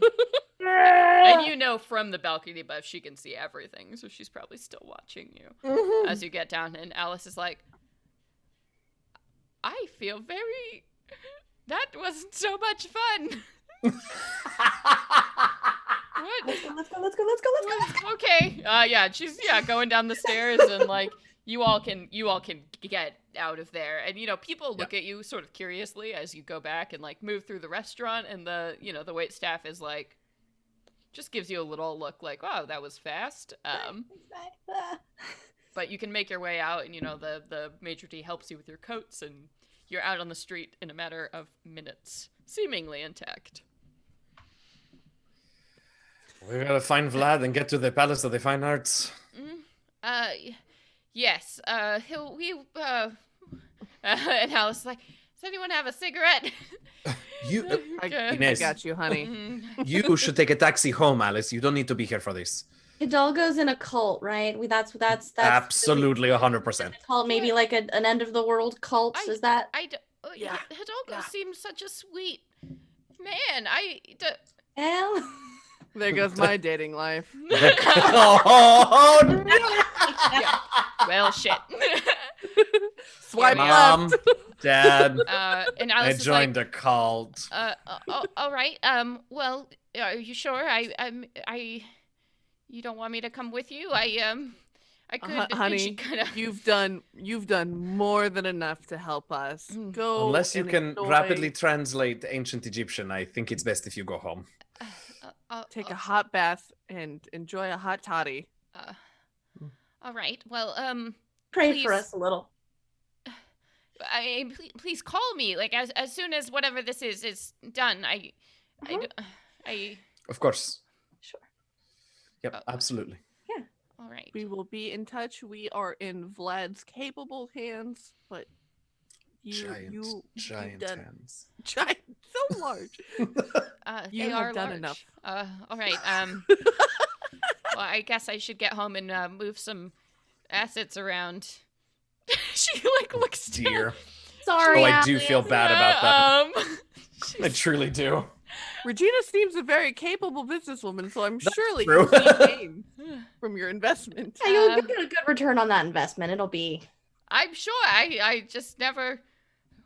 Well, there's a lot of things I never expected happening in the last few days. So I'll this nice doorman, and she'll walk back, and I'm sure they'll arrange a cab for me. And the doorman's like, "Oh, of course, miss. Yes, of course." And she's like, "Why don't you go? Vlad always parks a spot around the corner. I'm sure. Good luck and stay safe." We'll try. I'll give her an extra Thank you, cigarette for the Alice. road. Yeah, just like thank She's you, gonna need yeah. it. Yeah, and you all can, duck around the corner, and you see the Duesenberg is like right there, on the edge. And Vlad kind of, he gets out. It's like, where is the madam? She'll be taking a taxi back home. We didn't want to put her in any danger. We will be traveling to the Palace of the Fine Arts.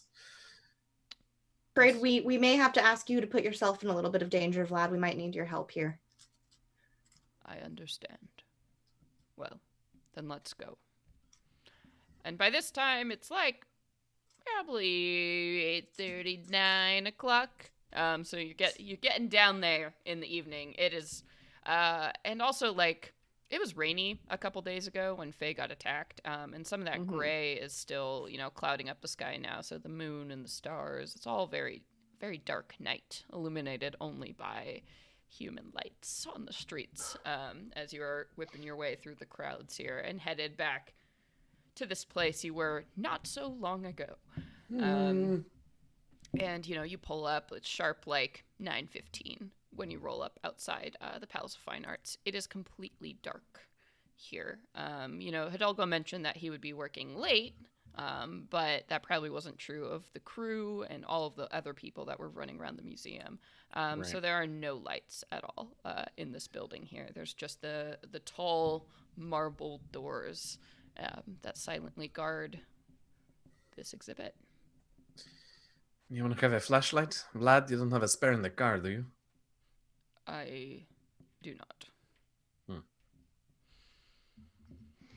He's like, what kind of weaponry should I bring? Everything? Yeah, Probably everything. everything. Better safe than sorry. We are walking into probably a death cult I with see. monsters, He doesn't. right? He doesn't blink at that. He just nods and starts. I might be strapping panicking on, a little. strapping on things, shoving guns into holsters like I from feel the better. trunk, and Okay. well, lead on. So what's the plan, gang? Oh, God's plan. Uh-huh. Do we Okay. confront Hidalgo? What do we do? What do we do? What do we do? Do I think there's any chance? No, I don't. I mean, okay, so Alejandro and my biggest hang up right now is like, even if we get our hands on the book, then what? Because like, what are the odds that we're going to be able to read it, let alone like perform whatever ritual is in it to banish this thing, right? So that's because I like, on the one hand, Alejandro's like, I'll do that because that doesn't mean shooting people. But like, I can't read hieroglyphs. There are pictures. Maybe there's just pictures. We don't know. I mean, having them all having a a resident Egyptologist be a part of this cult, surely one of them has translated, if not Hidalgo, has translated this to distribute to other memirs who don't read hieroglyphics. Oh, Right? That's not bad. Yeah. And Inez will Okay. dig into her big carpet bag purse and pull out a hand crank flashlight because she's a cop. And you gotta do the Yes. cop I'm thing. a cop. Walking around corners. I'm a cop with my gun and my flashlight. Like this. I'm a cop. X hands. That's what they always do in crime shows. And I'm like, but what if they get tangled? I don't know. What do you gotta do? A punch? Your hands What are so you gonna full. do? I guess hit people with a flashlight. I guess that's the plan. Yeah. I suddenly Those things are understand. heavy. No, Yeah. Like batons. they're monsters. Yeah. Okay, so our objective is to get the book and hopefully a translation of it, yes? So I think the Yes. first place that we should probably search is Dr. Gray's office, which we can only hope he will not be in. Out of Unless character, it's- there were like unpacked crates and stuff in there, right? I'm trying to remember. Yeah, so basically the exhibit itself is maybe like 3 weeks or so from opening. So most of the stuff is set up like statues unwrapped and in their place, but there are still some crates that have packed objects in them, kind of scattered about. There's also lots of like crates that are open and the plywoods have been broken down, but like they haven't been stored or anything. So it's sort of like like if there's a museum exhibit, imagine that, and then a bunch of construction going on because they're in the process of. I don't imagine the book will be out on display because that would have been very easy for us to figure out that he was lying to us this afternoon if the book was out. So it must be in his personal care somewhere. If it was that important to him and to what he is doing, he would have kept it close to him. Absolutely. Certainly. Probably, unless it's hidden in plain sight. Well, in any event, it will probably be physically close to where he can get to it quickly. So my vote would be the first place is his office, where we met him earlier today. Check his office first. What happens if he's in there? Well, we'll deal with that situation when we get to it. Okay, how are we getting in the museum? We have means. Okay. Well, Like how we got into Marco's house. Luckily, there were no like silent alarms, Right. to worry about. Yeah. okay. Yeah. So there are just the large entrance doors. There are no other side doors or like package doors. Yeah. You want to kind of take a perimeter search? Case the joint. Yeah. So this building here, it's not like a huge museum. Like we're not talking like just giant art museum. This is like a sort of a rectangular building. It's probably 2 stories. It goes a little further way back, but it's not like grandiose by any means. So you see these 2 like main doors, and then off to the sides it looks like both wings. There's a west wing and an east wing, and each have like their own separate kind of smaller doors that are framed by like gardens that have been set out, so traffic can go out in all 3 of these directions. So both those doors are locked, not as big as the other ones and not as close to the heart of the museum, so you think those might be better options. You do also see towards the back of the museum there are a couple exits, so there's like a little like workers door, so maybe that leads to like the museum kitchen or whatever, and that's right next to like these big kind of roll up doors that are currently closed with a padlock. They might back trucks into for like a loading dock, so those are sort of your options. There's also big dumpsters, and there does appear to be like a trash chute, but that's up like at a pretty steep angle. My inclination is that they would probably be towards, if they were performing some kind of ritual or holding their club, but they might want to have it back towards the employee section so that if people were to enter through the front door, they wouldn't be seen immediately. So I think perhaps we should enter through one of these side doors. Sure. Let's pick one. west. West. All right. Yeah. So you get to one of these doors, and it's a simple lock. And as it would probably, without a check, it would probably strike you as odd that you haven't seen a single security guard. Not It one. is odd. It has occurred to me also. It's There's weird. No one You even around. you can look into like the glass panes, and there's no one moving around. You're like, there's a lot of rare things in here. Priceless artifacts. And the fact that you haven't seen anything is Oh no. not great. And she will motion to Vlad, would you happen to have a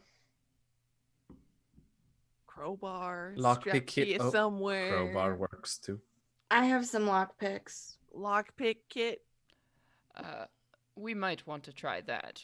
Otherwise, I can smash the glass. I Vlad can- smash. I'll give it a go first. I'm okay at this. Give it a I wish I could cast guidance on you. Right? Truly. Wrong Ugh, system. My kingdom for a cantrip. This is really not. I just kind of picked it up because I had to, like, with like a bobby pit. Like, this is not Was really it- Yeah. my thing. Same. Real.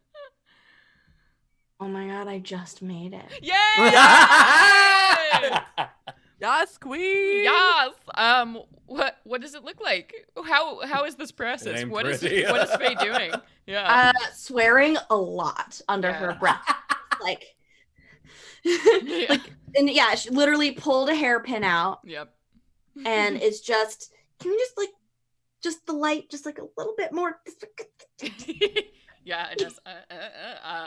Yeah, and with a satisfying click, you finally hear the lock comes undone, and yeah, the door swings open easily.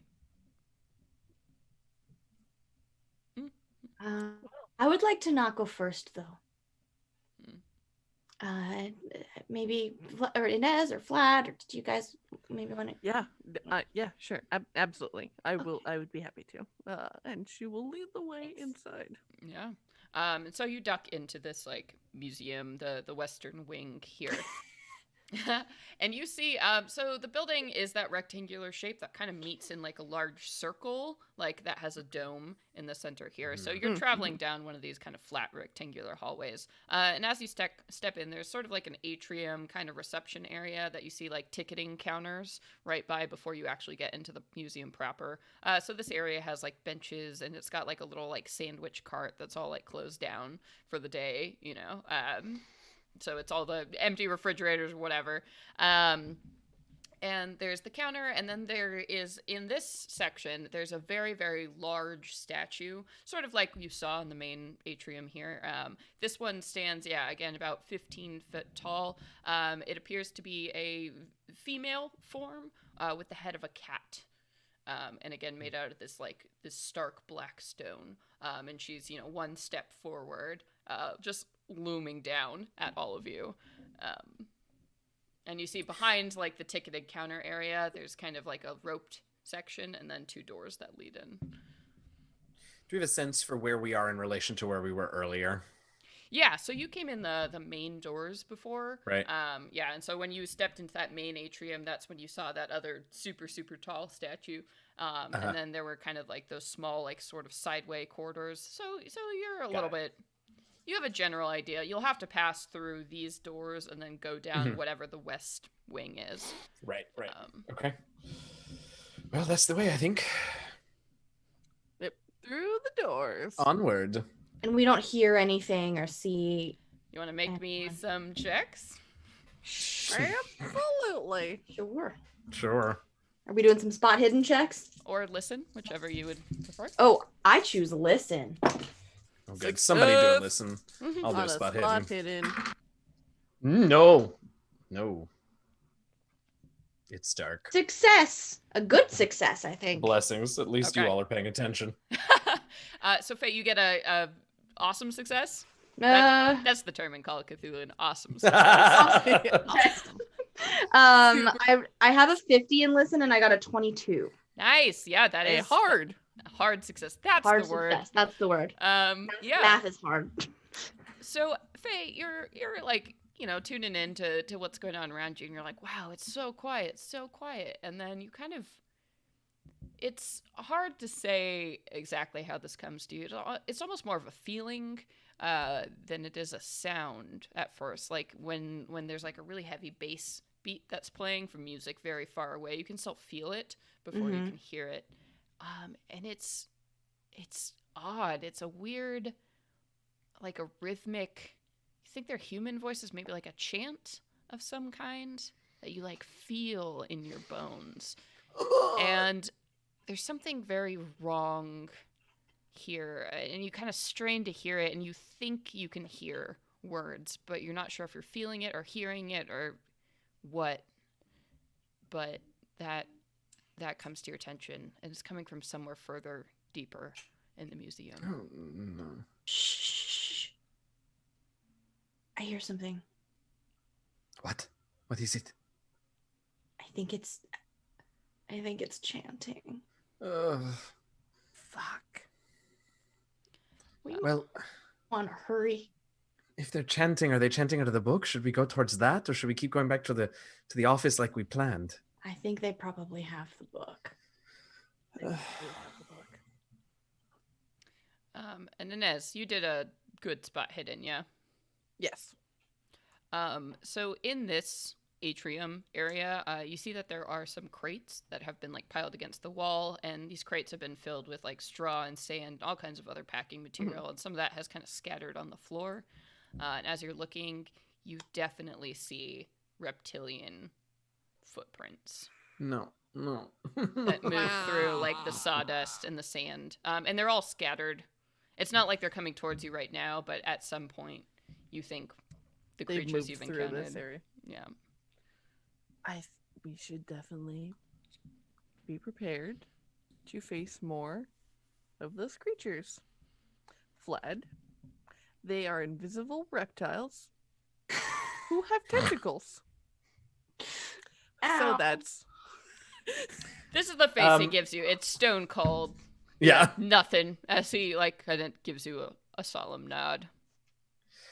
like just so we're all prepared. Developing a crush on Vlad. Could not be Vlad less is prepared.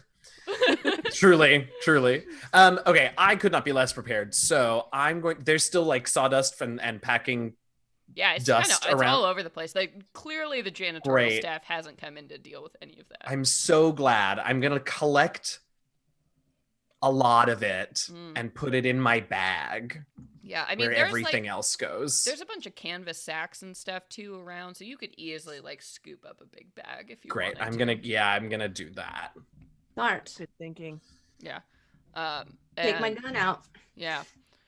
Vlad will do the same. As you see, he's got this very sleek sidearm that he pulls out. Okay. I'm not going to be of any use if we encounter the reptiles or the cultists. So you all do what you can to distract. And if I see the book, or if I see an obvious way that I can disrupt whatever the hell they're chanting about, that's what I'm gonna do. Okay. Good thinking.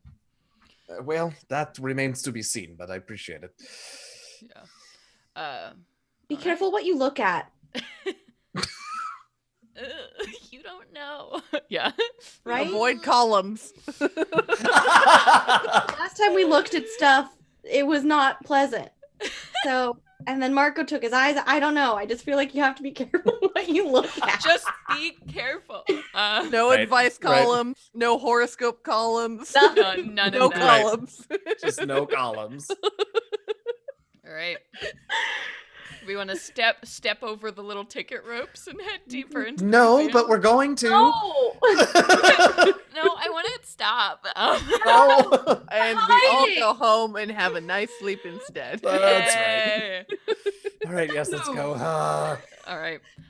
So as you step over this ticketing counter and you come to these big doors, you see now that there's something that's in the process of being stenciled above the door, and it says "Hall of the Gods" Oh, wow. overhead. Apropos.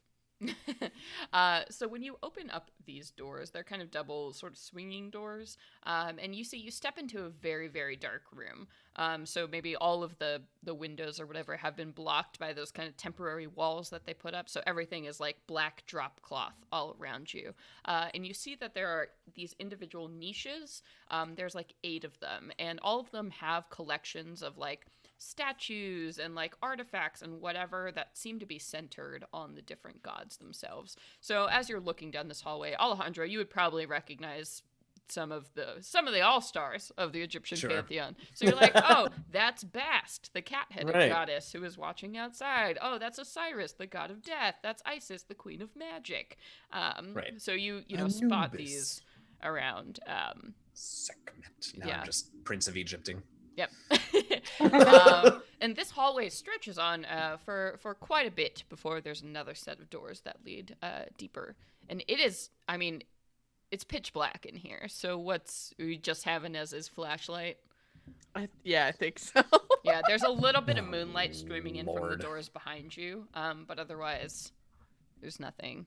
With a light, you can see that there are like lamps hung above each of these displays that will probably dramatically light up, so the room will be pretty dark, but each display will be cool.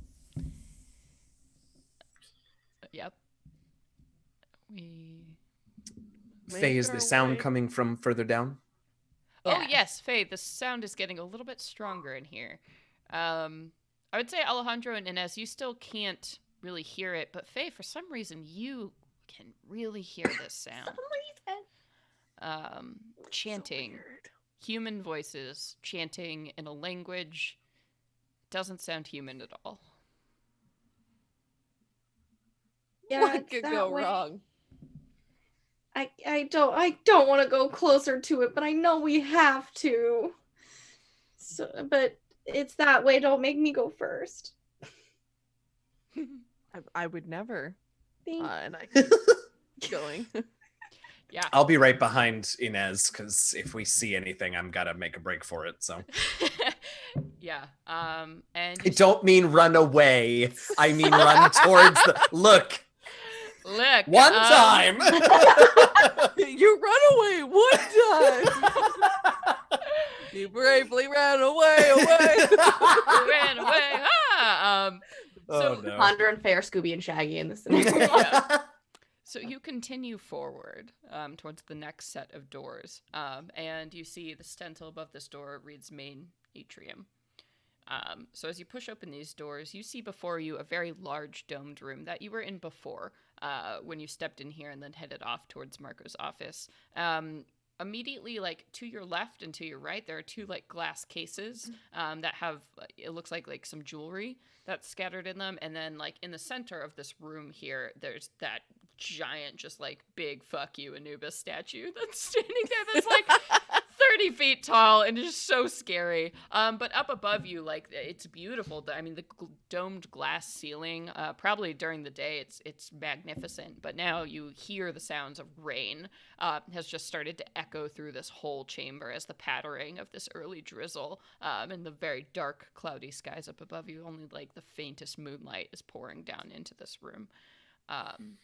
And you see that there are several hallways leading off from this point. And it's at this point that you all begin to hear a very all too familiar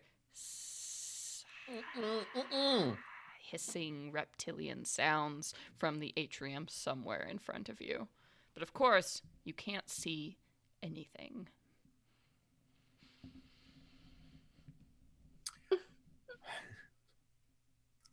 They saw this was such a good idea, but there's no light, so it's not going to make a difference. There's a little bit more light in this room. The room behind you, it's pitch black. This is like, there's a little. A little bit, okay. Okay. Inez, what do we do? There has to be some sort of light switch around here. Let's make our way to the edges of the room. And maybe we'll find something. Okay, so you want us to split up? No, follow me. We're gonna find the edge of the room, and we're just gonna walk their circumference. Okay. Also, fire alarm. might also be helpful. Oh, okay. Yeah, Oh, that's not a okay. bad idea. All right. So I'm currently, gonna get a handful of sawdust. Bless him. So A handful of currently, tongue compressors. yeah, you're standing in this little kind of like before you get into the actual atrium, there's like that little square kind of box, like where the doorway is. And looking out, you can see the atrium and the dome like in front of you here. And then there's the doors like that lead outside on the south side of this room. Directly across from you is another set of identical double doors that would lead towards the east wing. Yeah, okay. And then there's also a set of double doors that lead to a northern room that must be smaller because it doesn't carry back into a big wing. But those are sort of your options. So once you step out of this like kind of door alcove, where are you heading? Towards which direction are you trying to Go towards the north. All right. Where was his office? Yeah, it's back towards like the main the exit Towards the main doors. atrium. Yeah, okay. Okay, that's what I thought. Okay. So you start to creep out, and Inez, are you leading the pack here? Oh yeah. Okay. So immediately after you step out of this alcove, I'm gonna get a surprise attack because one of my creatures is gonna try and chomp your bit. Yay! Oh, hi, Raiders. Whoa! Welcome. Hey, Geekly. Hey, everybody. Oh Thanks so much for gosh. raiding. We're getting a night at the museum. It's turned very bad. That's such a fun movie. Yay! This is bad. This is not fun. So, Inez, as Yay. you're stepping out against this wall, you feel like one hand goes against the stone as you're kind of like creeping, and these reptilian hisses once again are sort of echoing around this room so much you get the sense that there may be more than just one in this room. And it's like immediately as you cross over like the threshold of this alcove and like hit that wall, you just feel the air move by you as something large lunges towards you. So what kind of check do you want to do to like perceive this, to try and stop this surprise attack here from happening on you? I guess because you feel like she would be, in like super kind of survival mode of like looking out for and keeping an eye out for the smallest sign of any sort of trouble. Yeah. I guess like having her eyes peeled, so I guess maybe a spot hidden. Sure. Go ahead and because you're like, oh my god, there's noises. Yeah, looking out in this room. Don't say eyes peeled in a Cthulhian horror game. Don't do it. Oh no, it's literal. That is a fail. That is a big fail. Nice. Okay, Can I push that? You can. So this is the first time we've pushed a roll in Call of Cthulhu, which basically means that you can roll, and if you fail, you can choose to push the roll. So you get to roll again, but if you don't make the roll, something very bad happens. Some kind of dire consequence comes with failure. So you're going to go ahead and push to try and avoid it. Let's push it. Now's the time. It's the finale. Oh, that's true. That's true. Salt and pepper, baby. Let's shake it. All right. All right. That's a success. Okay. All right. So how do you avoid this attack of this invisible creature that comes towards you and lunges at you just with claws outstretched? What does it look like as you manage to avoid this attack? So she hears, the symphony of hisses starting to emanate from this atrium, and she just has flashbacks immediately to the photo room in Sandy's apartment, and she's like, we're not playing nice. And as soon as she, you hear the scrabble of claws as this monster begins to launch itself towards Inez, and it's just like that slow motion hair on the back of your neck stand up reflex, and she just ducks down to the ground, and this thing soars over her. Yeah, and as this happens, They're right behind you. No, I think Oops. because Inez, so all of you are still in this little atrium area, and Inez was the first one to step out and kind of slide against this stone wall. So as this sixth sense like comes to you, and you're like, blah, like in a moment of prescience, you like dip below. Scratching of like these claws that must be harder than stone screeches and screams against this marble wall right behind you as this creature misses and then must land somewhere at your feet. So we're in new initiative now, so let's go ahead and what are all of your dex scores one more time so we can determine how this is going to play out. 60. Okay. 70. With a readied firearm, my dex plus 50, which is 130. Yeah. Whoa, Wow. what? Damn. All right, dude. Well, you go first. What are you doing, Inez, with your 130? Nuts. Somebody read the rule book and I feel very left behind. I was like, I have a gun. I should know how to use this. Oh, look. Rules. I love them. And so as she ducks and this thing slams against the stone wall behind her and falls somewhere kind of at her feet, she just like immediately, very slowly, very seriously and solemnly stands back up into a standing position and just levels her gun in the most matter-of-fact order and just goes to fire at it. Yeah, absolutely. So you still do have to roll with disadvantage because you cannot see this thing. Yeah. So go I'm ahead. working on it. Sawdust! Almost. But if it's in point blank range, does that would give me a bonus die? I don't think you can get that just Okay, because you're not fine. sure if it is. Honestly, it's like Sure. yeah. Makes sense. Invisible is crap. Rough. Yeah. It's real hard. shit. I don't know how to deal with that. I hate this.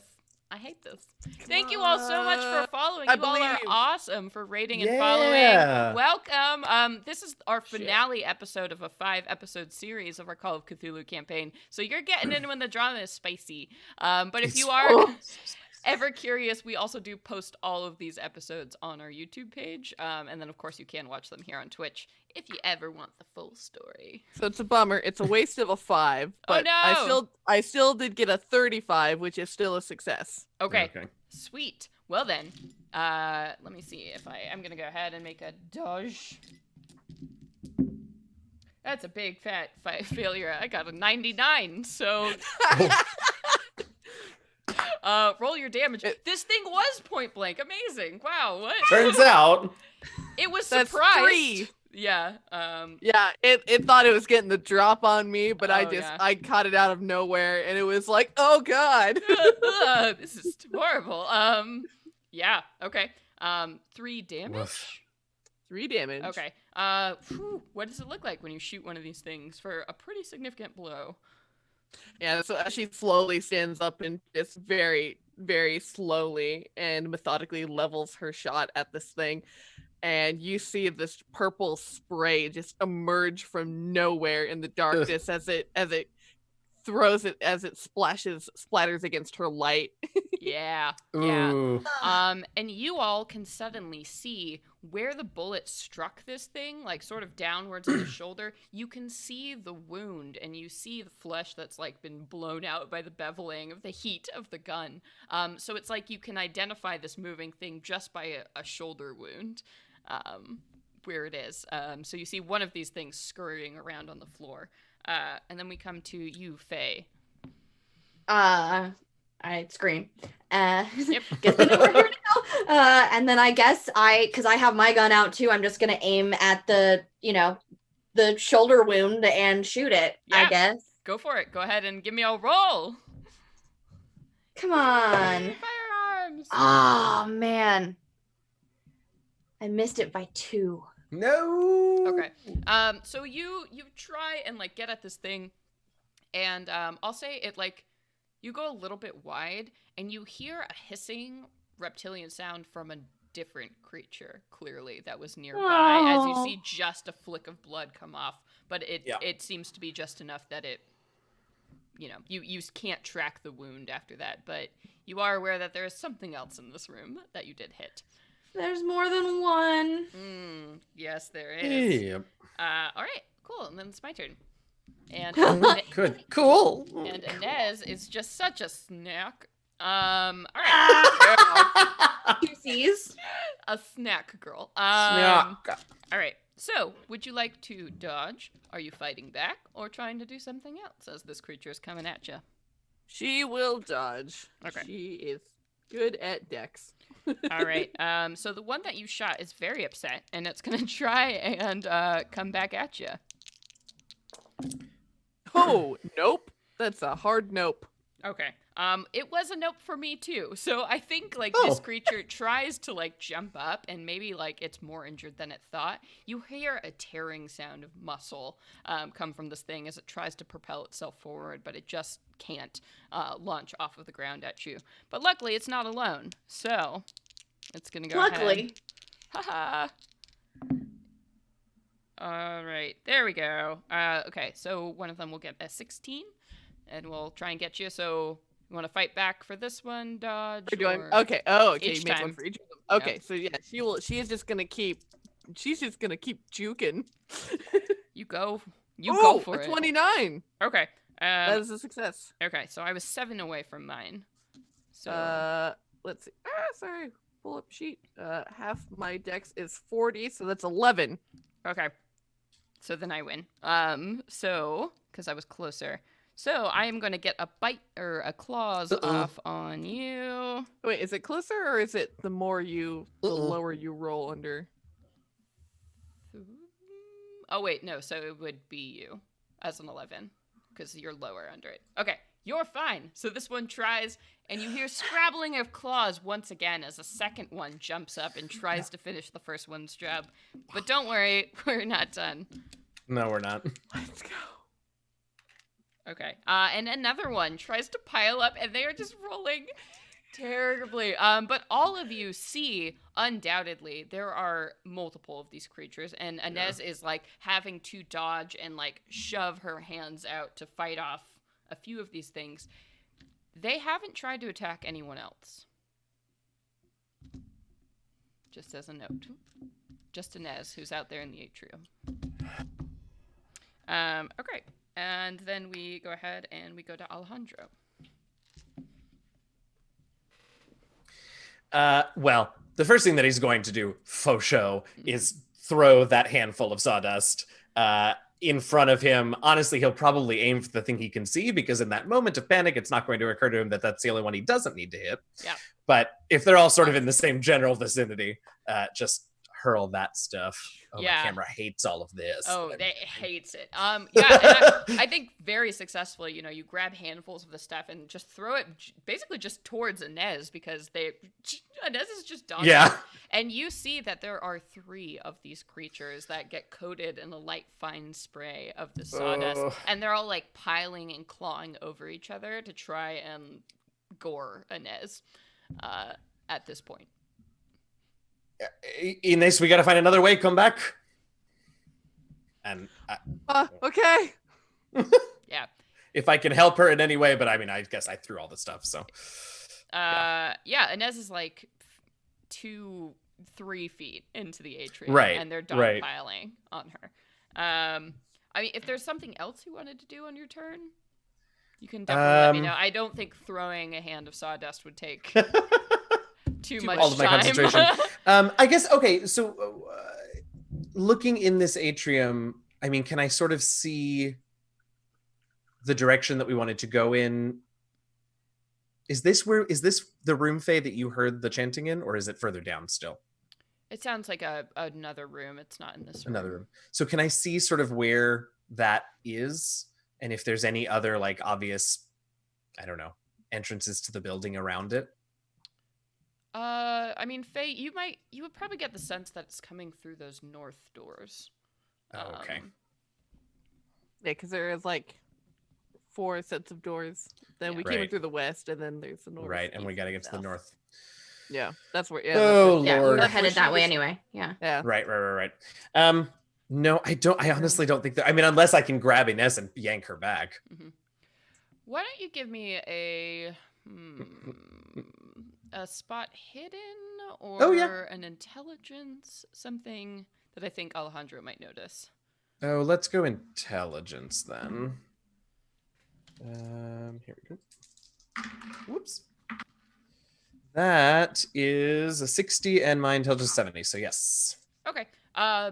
So it keeps striking you that these creatures aren't trying to diversify. It doesn't seem like they're coming into the atrium. You're like, something about this atrium is keeping them out of here. Is something you can't help but notice. Do Yeah. All right, and I think while you're thinking that over, Yep. Inez, we come to you. You have 3 of these things like piling on you, trying to eat your brain. Where is Vlad? Oh, I forgot Vlad. Ah! Sorry, I'm suddenly like, wait a minute. No, it's Help! always good to remind the lore keeper that they have Help NPCs. us! Yep. Okay. Here we go. Vlad pulls out a gun and is gonna shoot one of the newly sawdusted ones. Okay. Save the cop. Yes. He's so OP. He got a 3%. So he's just like, he levels his gun like shit, a trained, Vlad. like assassin level marksmanship goes and like blasts this gun towards one of these creatures. Vlad's here. like a fucking Green Beret or some shit. Yeah, my crush is getting so much bigger. And you see, the bullet flies true, and it heads towards the one that already has this shoulder wound here. And with like a horrendous wrenching sound, you think he actually maybe shot it into the hole, like opposed. Oh! And so, like with this awful crunching of like spine shattering, you see one of these creatures comes into being, as its body just like shatters and falls dead on the ground. Why do you look sad? Yeah. But you do see the 2 others that are covered in sawdust not phased in any way by this. They're still just trying to claw at Inez. Yeah, and definitely if it's her turn. Yep, and then comes to Inez. She will, hearing Alejandro like being like, back up, let's reevaluate the situation. She will try and take a shot at another one that's been coated in the sawdust and then back out. So. Sure. So I'll say you have to choose either to attack or to like dodge, like to get away from this situation. I think because they're so up in your business. Oh yeah. Sure. She will keep. I mean, they've already let off gunshots. They must already know we're here. So she's just gonna try and take some out while we can. Yeah. So she's gonna keep firing at one. Okay. All right. Go for it. You do not have to roll at disadvantage because of the sawdust.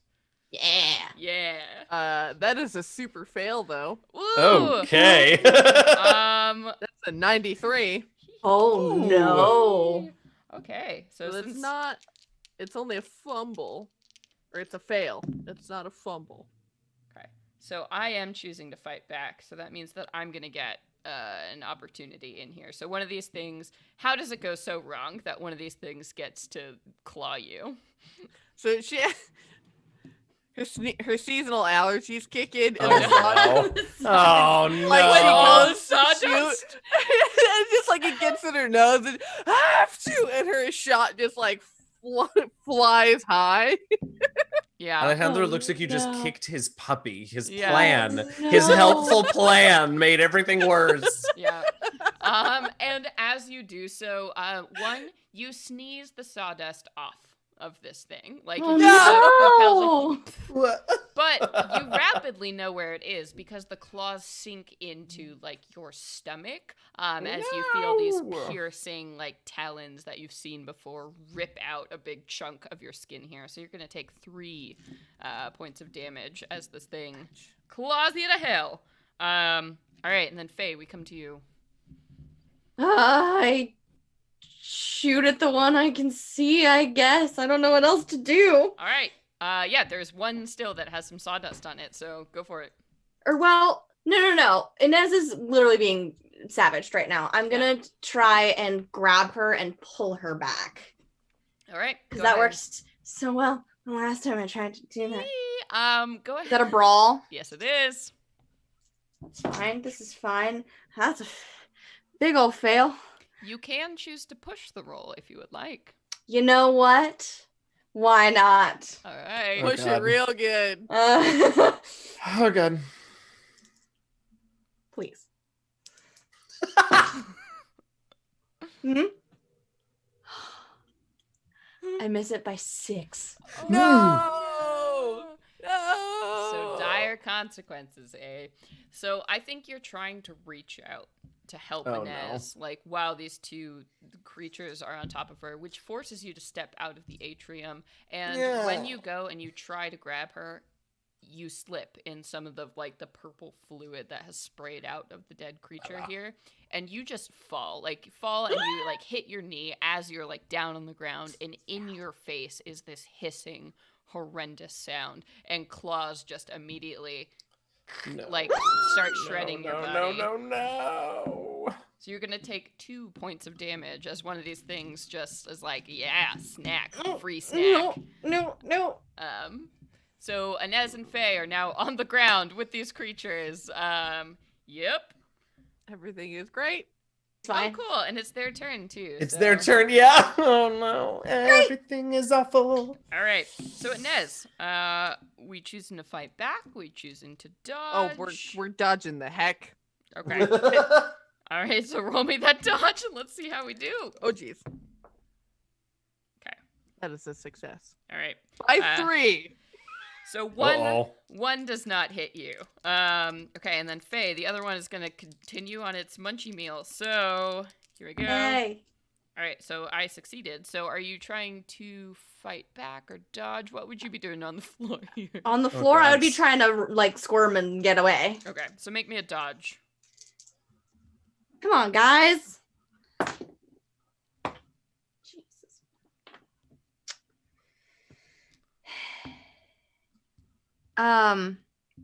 Oh, wait. I keep reading these backwards. I don't know why. It's not like I've never played this game before.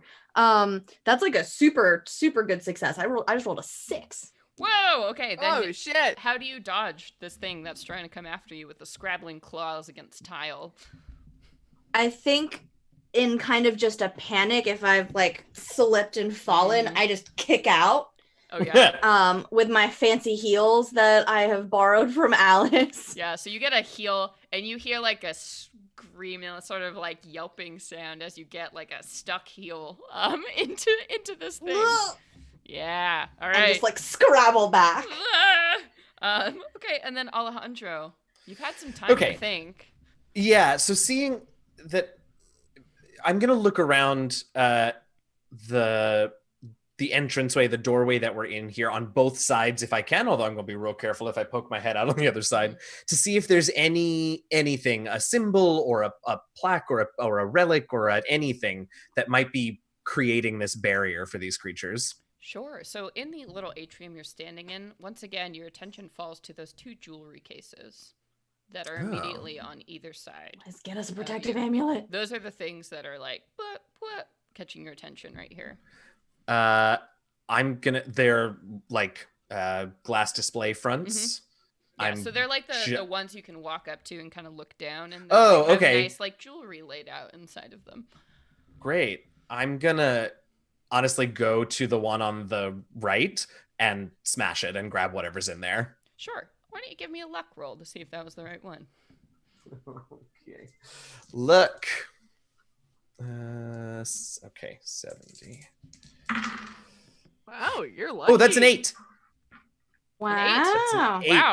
That is extremely good. So I'm gonna, okay. You're so lucky. So as you smash down into this case, you actually see that there is only one thing in this case, but it is very, very large. It is this beaten gold disc amulet thing that's huge as you look at it, and you see just in the flash right before you break it, you see the amulet of Ra. Ra. It comes to you, and as you smash down on the glass, you can lift up this heavy amulet that you have here. Yeah. What are you doing now that you're holding it? It does suddenly occur to you, Hidalgo told you something about a pep. That he eats the sun and that Who is Something the god else of about the the sun? sun? You would know Oh, that not Ra is the god of the sun. right, Ra. Yeah.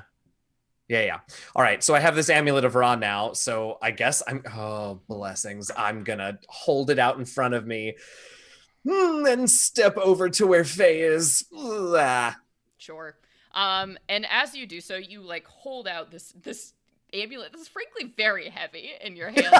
And you're also like Vlad! you're like, this is ancient as shit. Like there has to Yeah, be some yeah. part of you that's like, I'm just waving around like an ancient Like this- relic of Oh, yeah. humanity. Yeah, and as you wave it, the results are immediate. The hissing and like the scrabbling sound, both Inez and Faye, you feel like pressure and weight just back up, like as these creatures just scuttle away from Alejandro, who's holding this amulet aloft.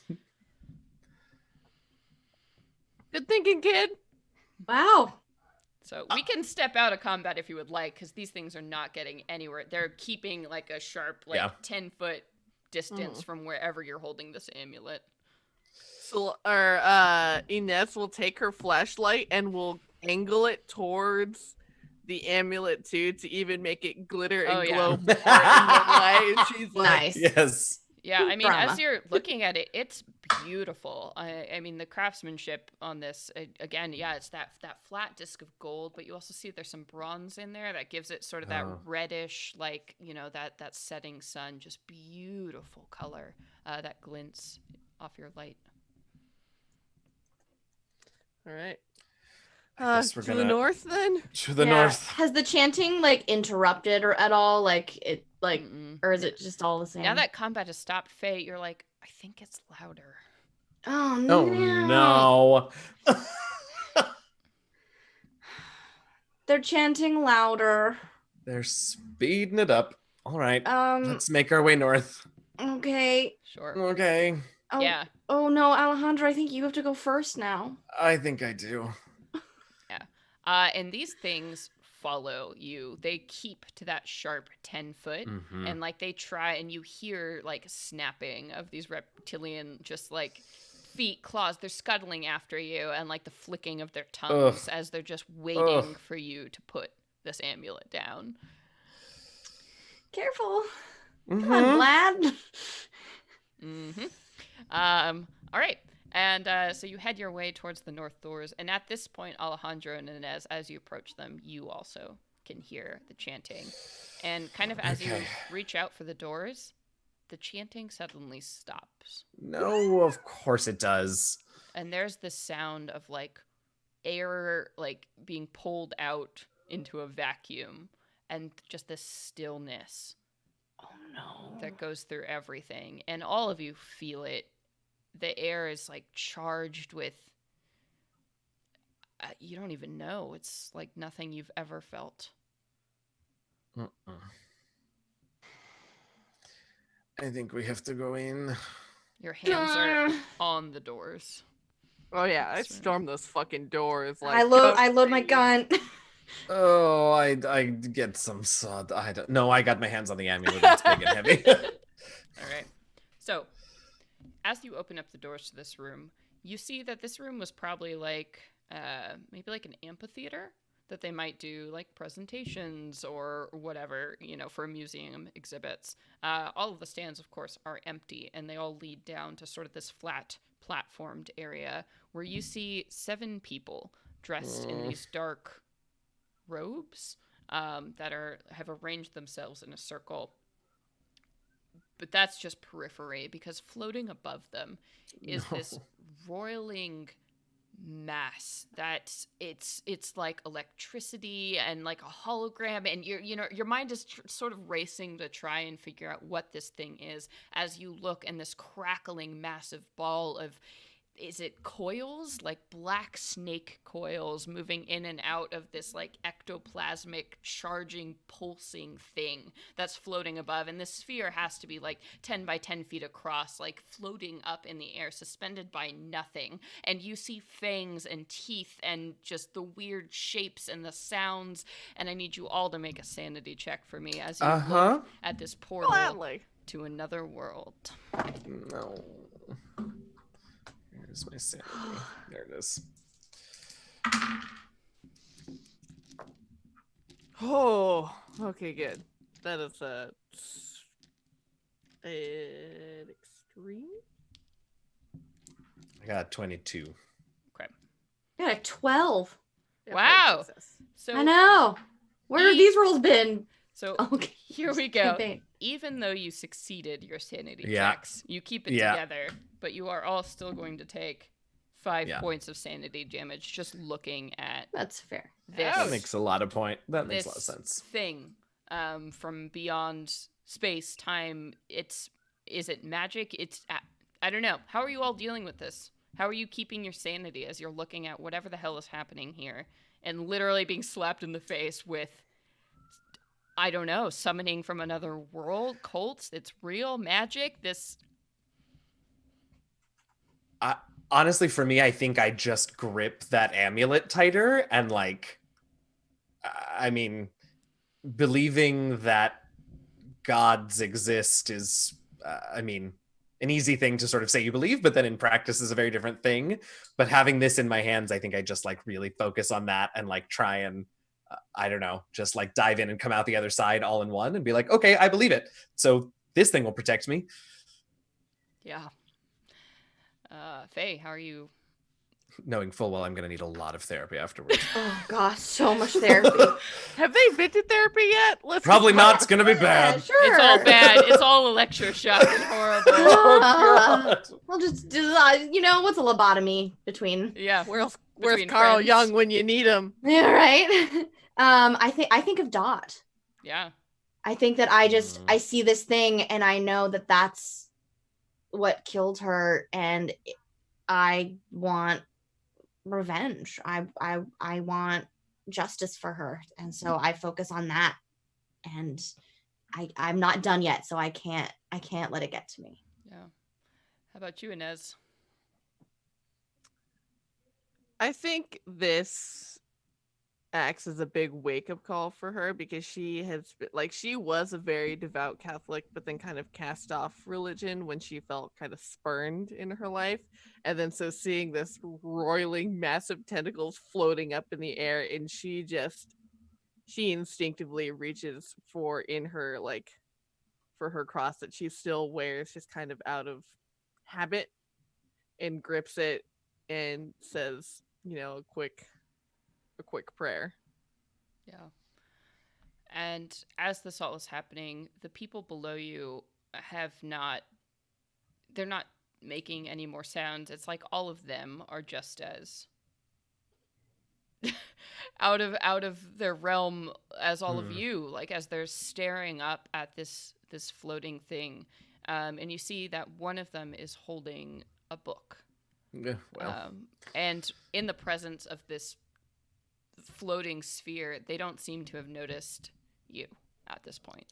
So, Oh boy, I want to get you all Vlad. playing real quick. I need more wine. This is so bad. Okay. Ah! Ah! Do you want somebody to hold the disc while you get the book? Yep.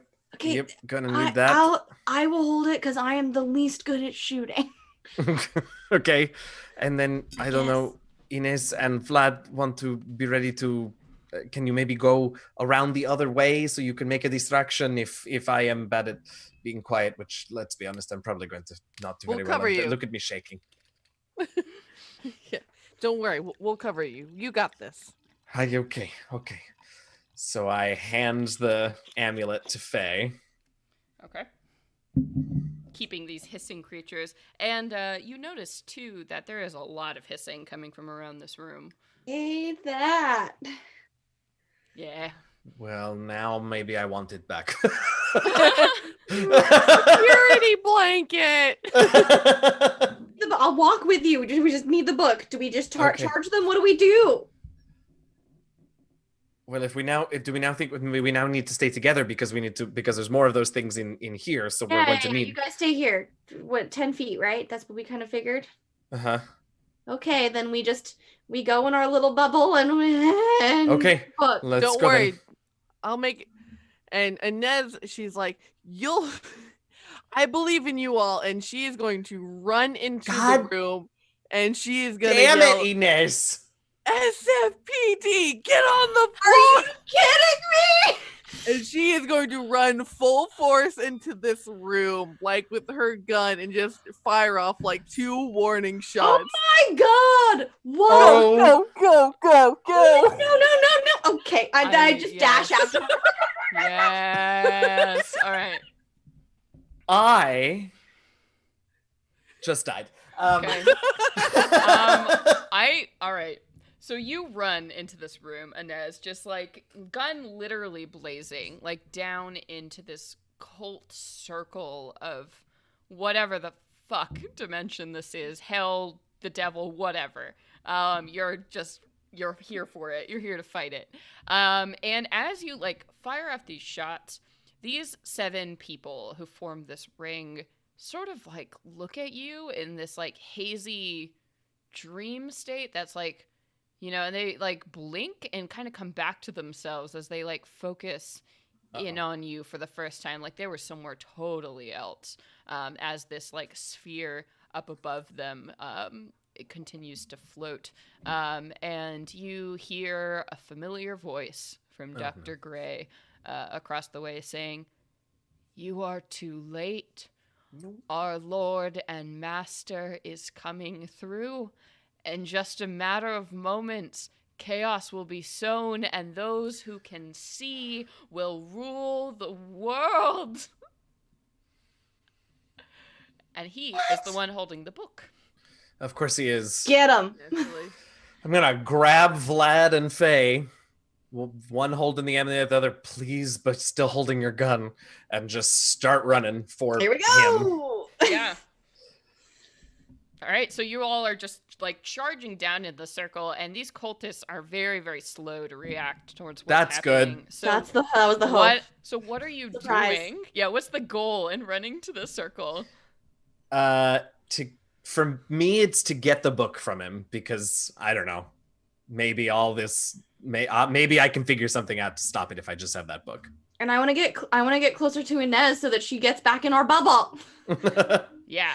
And Vlad probably wants to like shoot Hidalgo or something, right? Shoot everybody. Who cares? Let's go. Just shoot somebody, yeah. Yeah. I think so. As That's you the all thing. are like charging down in a crowd, I think Inez, you have an action just before like your like team like bum rushes Hidalgo, who he does not seem to give a fuck that you're that's not here great. or that any of this is happening. Oh, good. That's not good news. She will, because knowing hearing that they were going to try and like rush and immediately go for the book, she will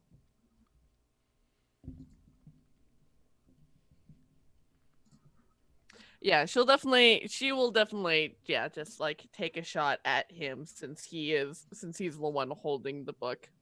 Yeah. Go ahead and take your shot. He's doing nothing to resist you.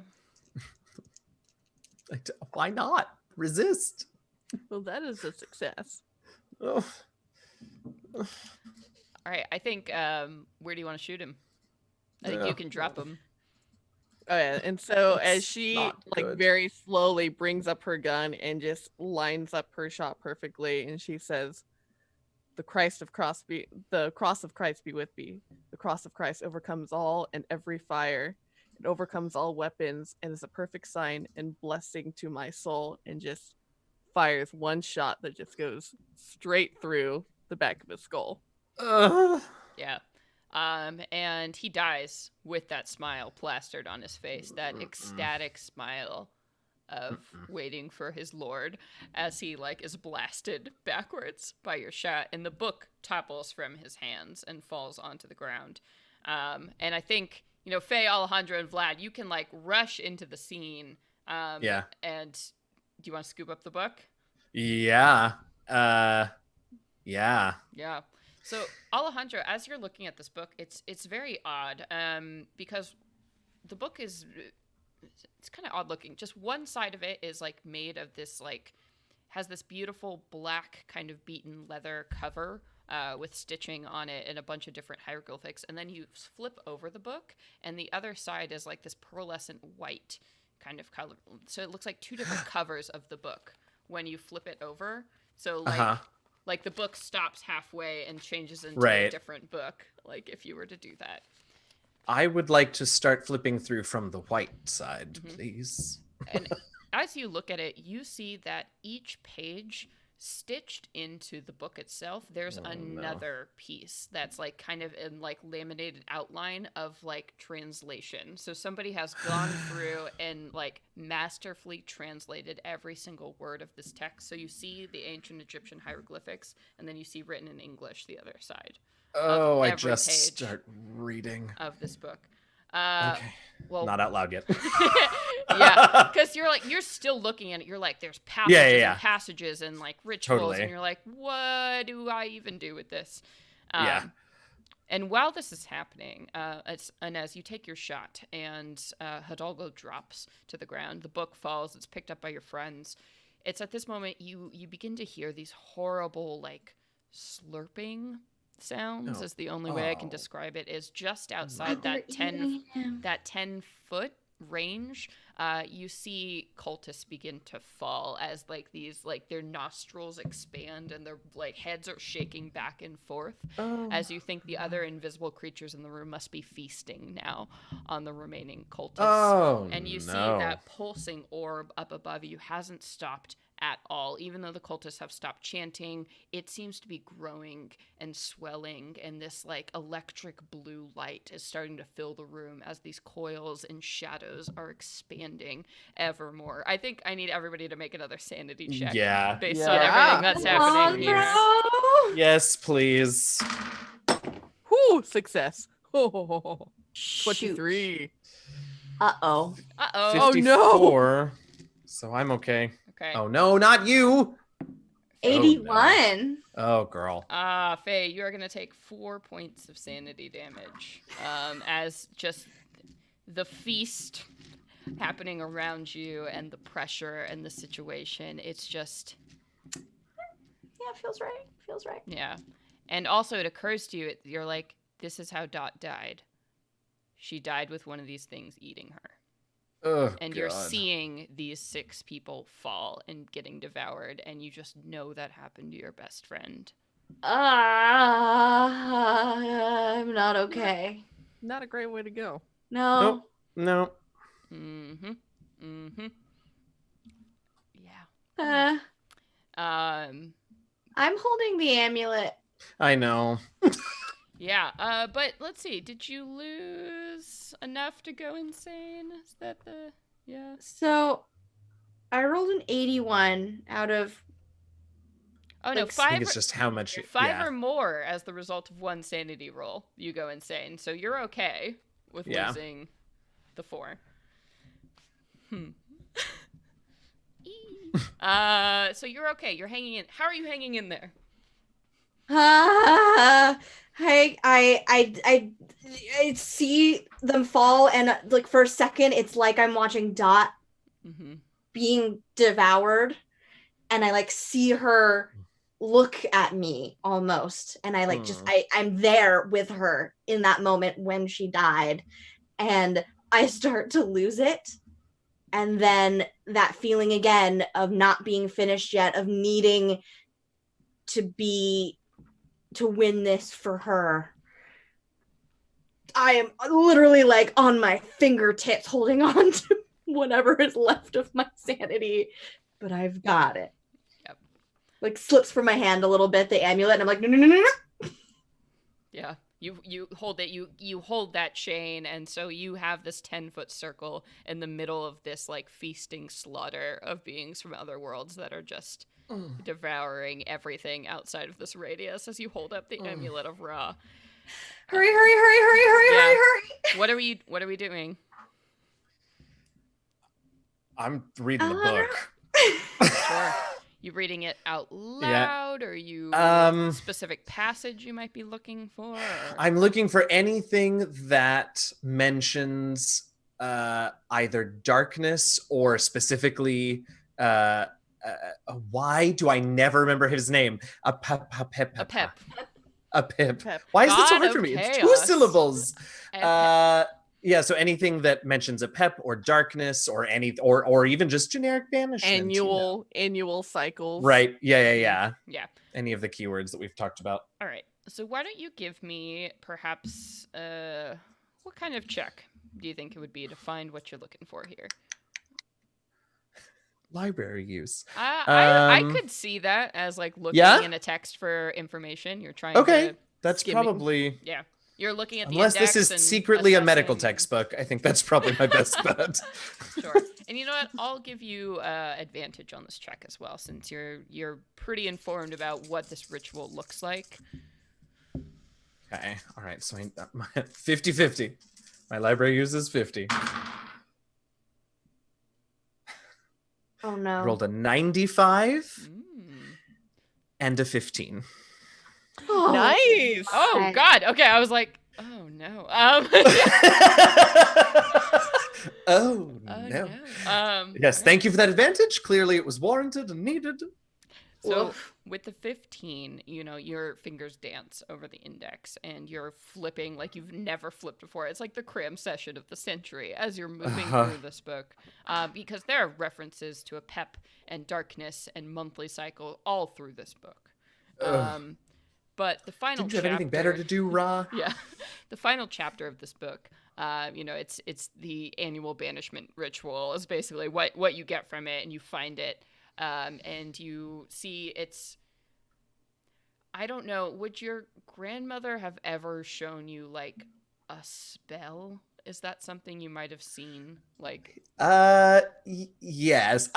She didn't call it that, and we didn't ever talk about it, but yes, for sure. They were rituals, so they were longer form for her people, but yes. And you see like these series of verses written out over like all of these sort of warnings and like procedures and practices. Like, you have to fast for 7 days before you do this ritual and do the thing and this kids. and like have exactly 14 people walking in a circle up and out. And you're like, well, fuck. You're like reading through it. You're like, I can't do any of this. But at the end, they do have the chant that you're supposed to say. Well, I mean, this is a terrible idea, but I'm gonna say it. All right. So, the way casting spells in Call of Cthulhu works is very interesting. So tell me, how many magic points do you have? 12. Okay.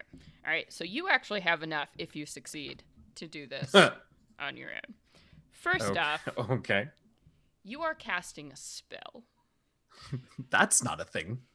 So as you begin like the words of this chant and you feel something actually happening, you feel your words begin to shape and change the universe. Make me a sanity roll. Here we go. Sanity 60. 27. Okay. Wow. So you keep your sanity as how do you justify this? Medical, science. Yeah, person. Exactly. How? I don't think I do. I think I just try to find some sort of rhythm to the words that I'm reading and fall into just sort of the cadence and the sounds that I'm making as disjointed syllables and not words, and just focus on making the sounds and try to pull away from the feeling of the sounds becoming something else. Okay. So as you're doing that and you're focusing on the language, and you're flying through so much to the point when you're not even sure what you're saying anymore. But Faye and Inez, you begin. Alejandro just kind of like looks up and reading from this page, like in front of this like sphere that's casting him in this electric light. And we banish thee, Apep, Lord of Chaos. You have no place on our plane. The sun will rise again without you. O Lord Apep, go, return to the darkness from whence you came. And Alejandro is like chanting this out like at this being here. Alejandro, you can spend 6 magic points on this, which gives you a 30% chance to succeed on casting this spell. Oh my god. Okay. And I don't want to tell you what the consequences are. I don't want to know. I don't want to know. But go ahead and give me that roll. 30 or under.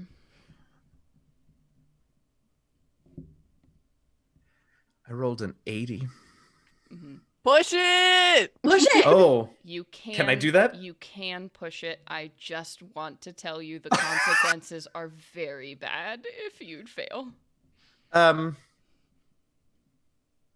You feel you're conjuring the words of power, and you can feel the power. It's amazing. It's that same feeling when you save somebody's life. You know, when you have it in their hands in that moment. It's amazing, and you're going, and it just doesn't quite get there. And you're like, does it feel like? Does it? And you can choose to not answer this because, but does it feel like something I could ever do again, or does this feel like a one shot, once in a lifetime like experience for me? you think that if you can navigate this, you're the most powerful person in the world, and you could definitely do this again. But you also feel, part of you feels that if you take this step and if you do this, there's no coming back from whatever you've seen or whatever you've learned. I mean, I think I'm gonna push it. I think this is actually why I got into medicine, was because I knew that there were secrets in people and in the world and beyond the world, and that was the best way I could think of, beyond like becoming a shaman for my grandmother's tribe, to figure it all out. I'm so scared. I don't want to look. I don't want to look either. I don't want to know. Just point your camera down. No. I don't know if you're gonna be able to see it. Okay, I'm looking with all of you. Okay. I can't see the tens. Yeah, that's. Oh no! Wait. You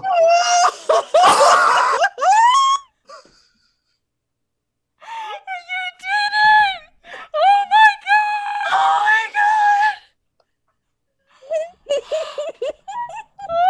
Oh my god! Holy shit! Holy shit!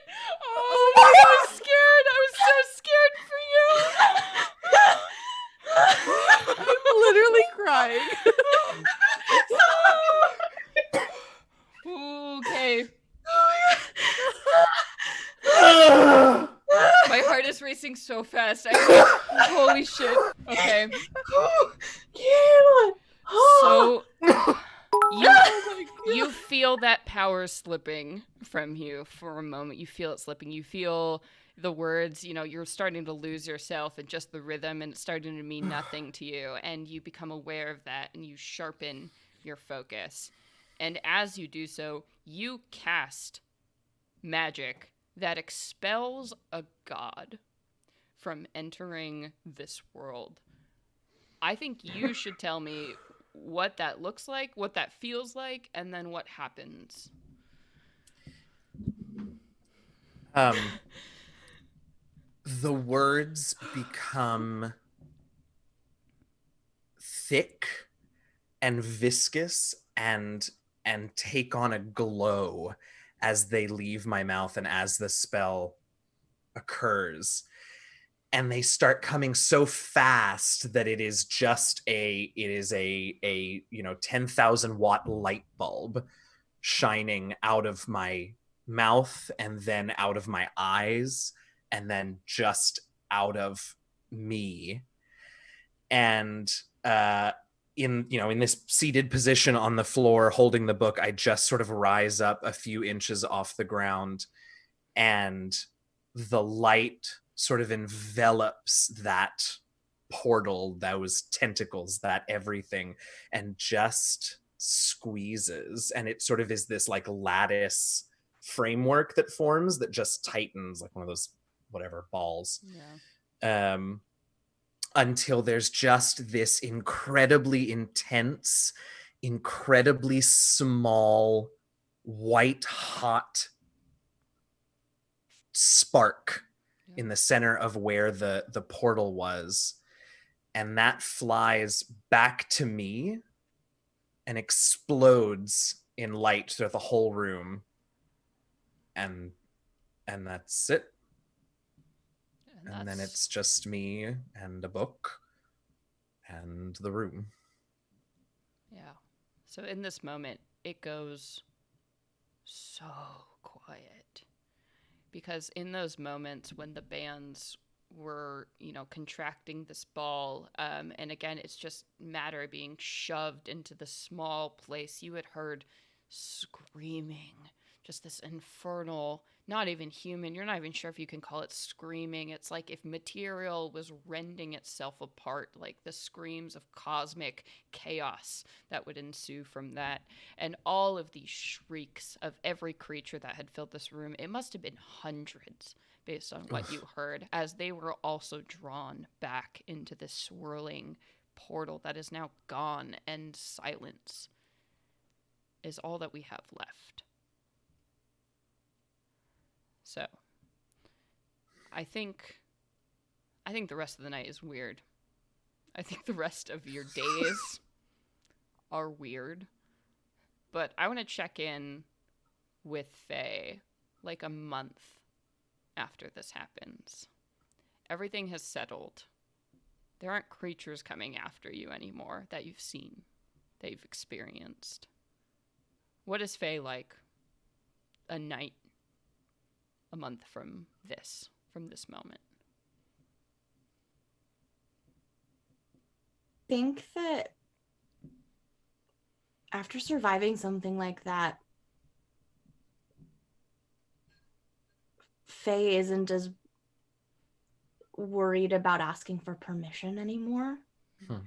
I think that she's really living her life not just for herself but for Dot too. She's got a new roommate, there's a new pianist. I think that she actually went back to Georgiano's and approached Regina and was like, you know what, you need a resident singer and I'm your girl. And Regina loved it, and she is she is booking you. You are playing there every Friday night, which is a money night, a good gig to get. So Faye's doing pretty well. Where do we see Inez a month after this? What's going on? I think for her, having this what could only describe as a surreal experience, and seeing the true power of something beyond, she has just become like almost a zealot in her like religious fervor. Like, she goes to church every Sunday, she takes communion every Wednesday, and every night after she gets off work, she is like volunteering in soup kitchens, and she is doing everything she can to like do good works to try and push back evil in any way possible, because she has seen true evil attempt to come into this world and is like, nope. And it's taken her, has suddenly become just renewed and just totally enveloped by a renewed faith in God. And before I ask Alejandro how you are, I want to tell you some stuff that's been happening to you. That's a great idea. Over the past month, you don't think you've actually slept a full night at all. Because the minute you close your eyes, the minute you feel consciousness slip from you, you hear the voices. You see the pictures of a world that you know it's beyond the stars, but it's beneath the oceans at the same time. I mean, these voices, it's many beings calling to you because somehow they know that you have power to send them away, which is also the power that could call them there.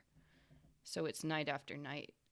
It's entreaty after entreaty from beings you can't understand, voices you don't hear the word, you feel the words, and you can't understand them. They're not in a language you know, but they plague you, they haunt you, and all you want is some way to get them gone. Maybe there are books. Maybe there are people you can talk to. Maybe there are others who know what's going on. Maybe there are people more powerful than you who can make this stop, but you certainly can't.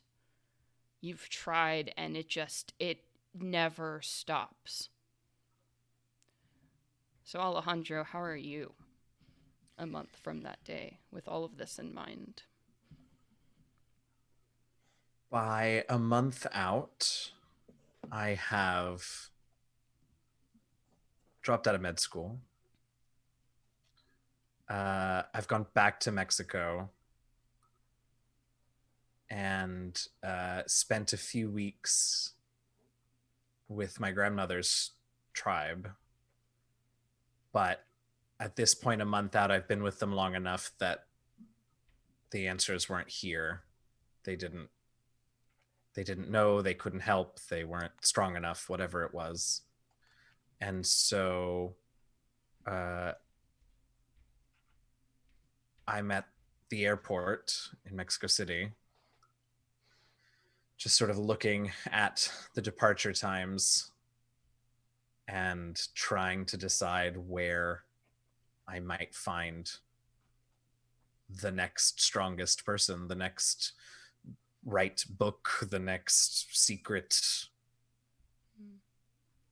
And I finally decide on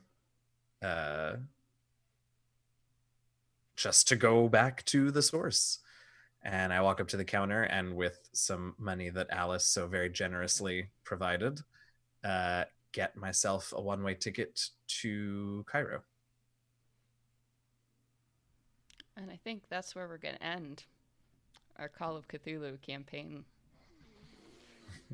Thank you all so much for coming on this journey with me. You all saved the world, or did you? Thank you, everybody, so much for being here. This was my first time running Call of Cthulhu, and I couldn't have had a better cast to do it with. Thank you all so much. I'm gonna miss the heck out of playing with you all. Yes. Oh my god, you all are so great, and I adore you all. And Celeste, amazing job. So good. What an introduction to this game. Yes. We're all ruined though now. Spoiled. Don't be ruined. You all must go out there, live the horror. Spread the good world. That's right. Many more great old ones to encounter. Wow. Well, thank you all. I thank you all for sticking with me late. Let's go around the horn and for the final time, tell people who we are, where we can find you. These folks are all amazing role players, and you should follow all their stuff, or how dare you? You're missing out. So let's start with you, Eugenio. Where can folks go to find you? Hi, everybody. You can find me on Twitter at DMJazzyHands. All of my stuff updates there, so if you're ever looking for me, that's a good place. I'm the DM and producer of an actual play podcast called The Last Refuge. You can follow us on Twitter at DND Last Refuge and find our podcast wherever you catch podcasts. Let's see. Where else can you find me during the week? Wednesdays, starting tomorrow. Tomorrow is our premiere episode. I'll be over on Little Red Dot's channel playing in a game of Overlight. And on Thursdays, I'm on Wandering DM's channel playing in a game of Dragon Age, GM'd by Tanya DePass. So that's where you can find me. I occasionally stream on my channel video games or campaign prep if I'm in the middle of running something, so you can find that here. Obviously, twitch.tv/DMJazzyHands. And I think that's me. Celeste, thank you so much. This was so great. I'm so glad I finally got to play a game with you. Yes. Oh my god, seriously. Seriously. We've been running into each other so much. And speaking of another person I ran into at a con and was like, I must play games. Kaylee, I met you in a bathroom, and I was like, this girl cool as hell. Is that D&D Live? Yeah. Yeah. Gosh. Yeah. Kaylee, where can people find you other than bathrooms at D&D Live? There only. That is where I live. On the internets, you can find me at Hoppa Barbarian on Twitter. I am the GM for Damsels, Dice, and Everything Nice, the princess parody RPG. Keep an eye on that. We're at Dice and Nice everywhere. There should be some fun stuff happening soon. Also, if you're in the mood for more Eldritch horror, always. I was very lucky to work with the Valley Folk on a Cats RPG inspired by the art that is the 2019 film. We are 2 episodes in. They're releasing a new episode every day this week. I think there's 5 episodes. It's like a little mini series. Check it out. The kids of the Valley Folk are hilarious. It's on their YouTube. And Jasper's Game Week, May 5th. I am one of the DMs involved in that. It's for a great cause. Check it out. We have a super cool cast, and it's going to be super, super fun. Yes! And Sage, I mean, if you're here for Venture Maidens, you probably know who Sage is, but you know what? have Tell some them sort of again. Where can people find you? Well, if you, as we all established here, we love horror, and I will never forget the reaction of my fellow players as I described a desert composed completely of fingernail clippings. So if you want... Yeah, this is what Sage does to me. So this was my love letter. This game was my love letter to Sage. Celeste got some payback. So if you love horror, we are going through Descent into Avernus, which I will be DMing tomorrow, in which Celeste is a player, and we are in the thick of it with some heap big devil shit. And it is good stuff. I also run a Dragon Age campaign. Our next game will be May 1st, and we've just made it to Skyhold. And who knows what horrors await us. Yes. And my name is Celeste Konowich. I hope you have enjoyed this. I am certainly going to play more Call of Cthulhu in the future, though I was very spoiled by this cast, so I don't know if I'll ever learn to love again. But in the meantime... you can check me out. I am the Dungeon Master for Venture Maidens, which is the campaign we've been running for 4 years on this stream, so you can catch that every other Wednesday. So our next episode is going to be on the 29th, so you can see that. I'm also a designer and writer for the TTRPG space, so if you ever want to know what I'm up to, follow me on Twitter at @ckonowich, or check me out on my website, celestekonowich.com, to see the list of like 40 things I've published. Yes. You all are great. Thank you so much. I guess for the final time, everybody. Are you ready? Oh, are you gonna say Cthulhu? Okay. So until next time, Cthulhu away!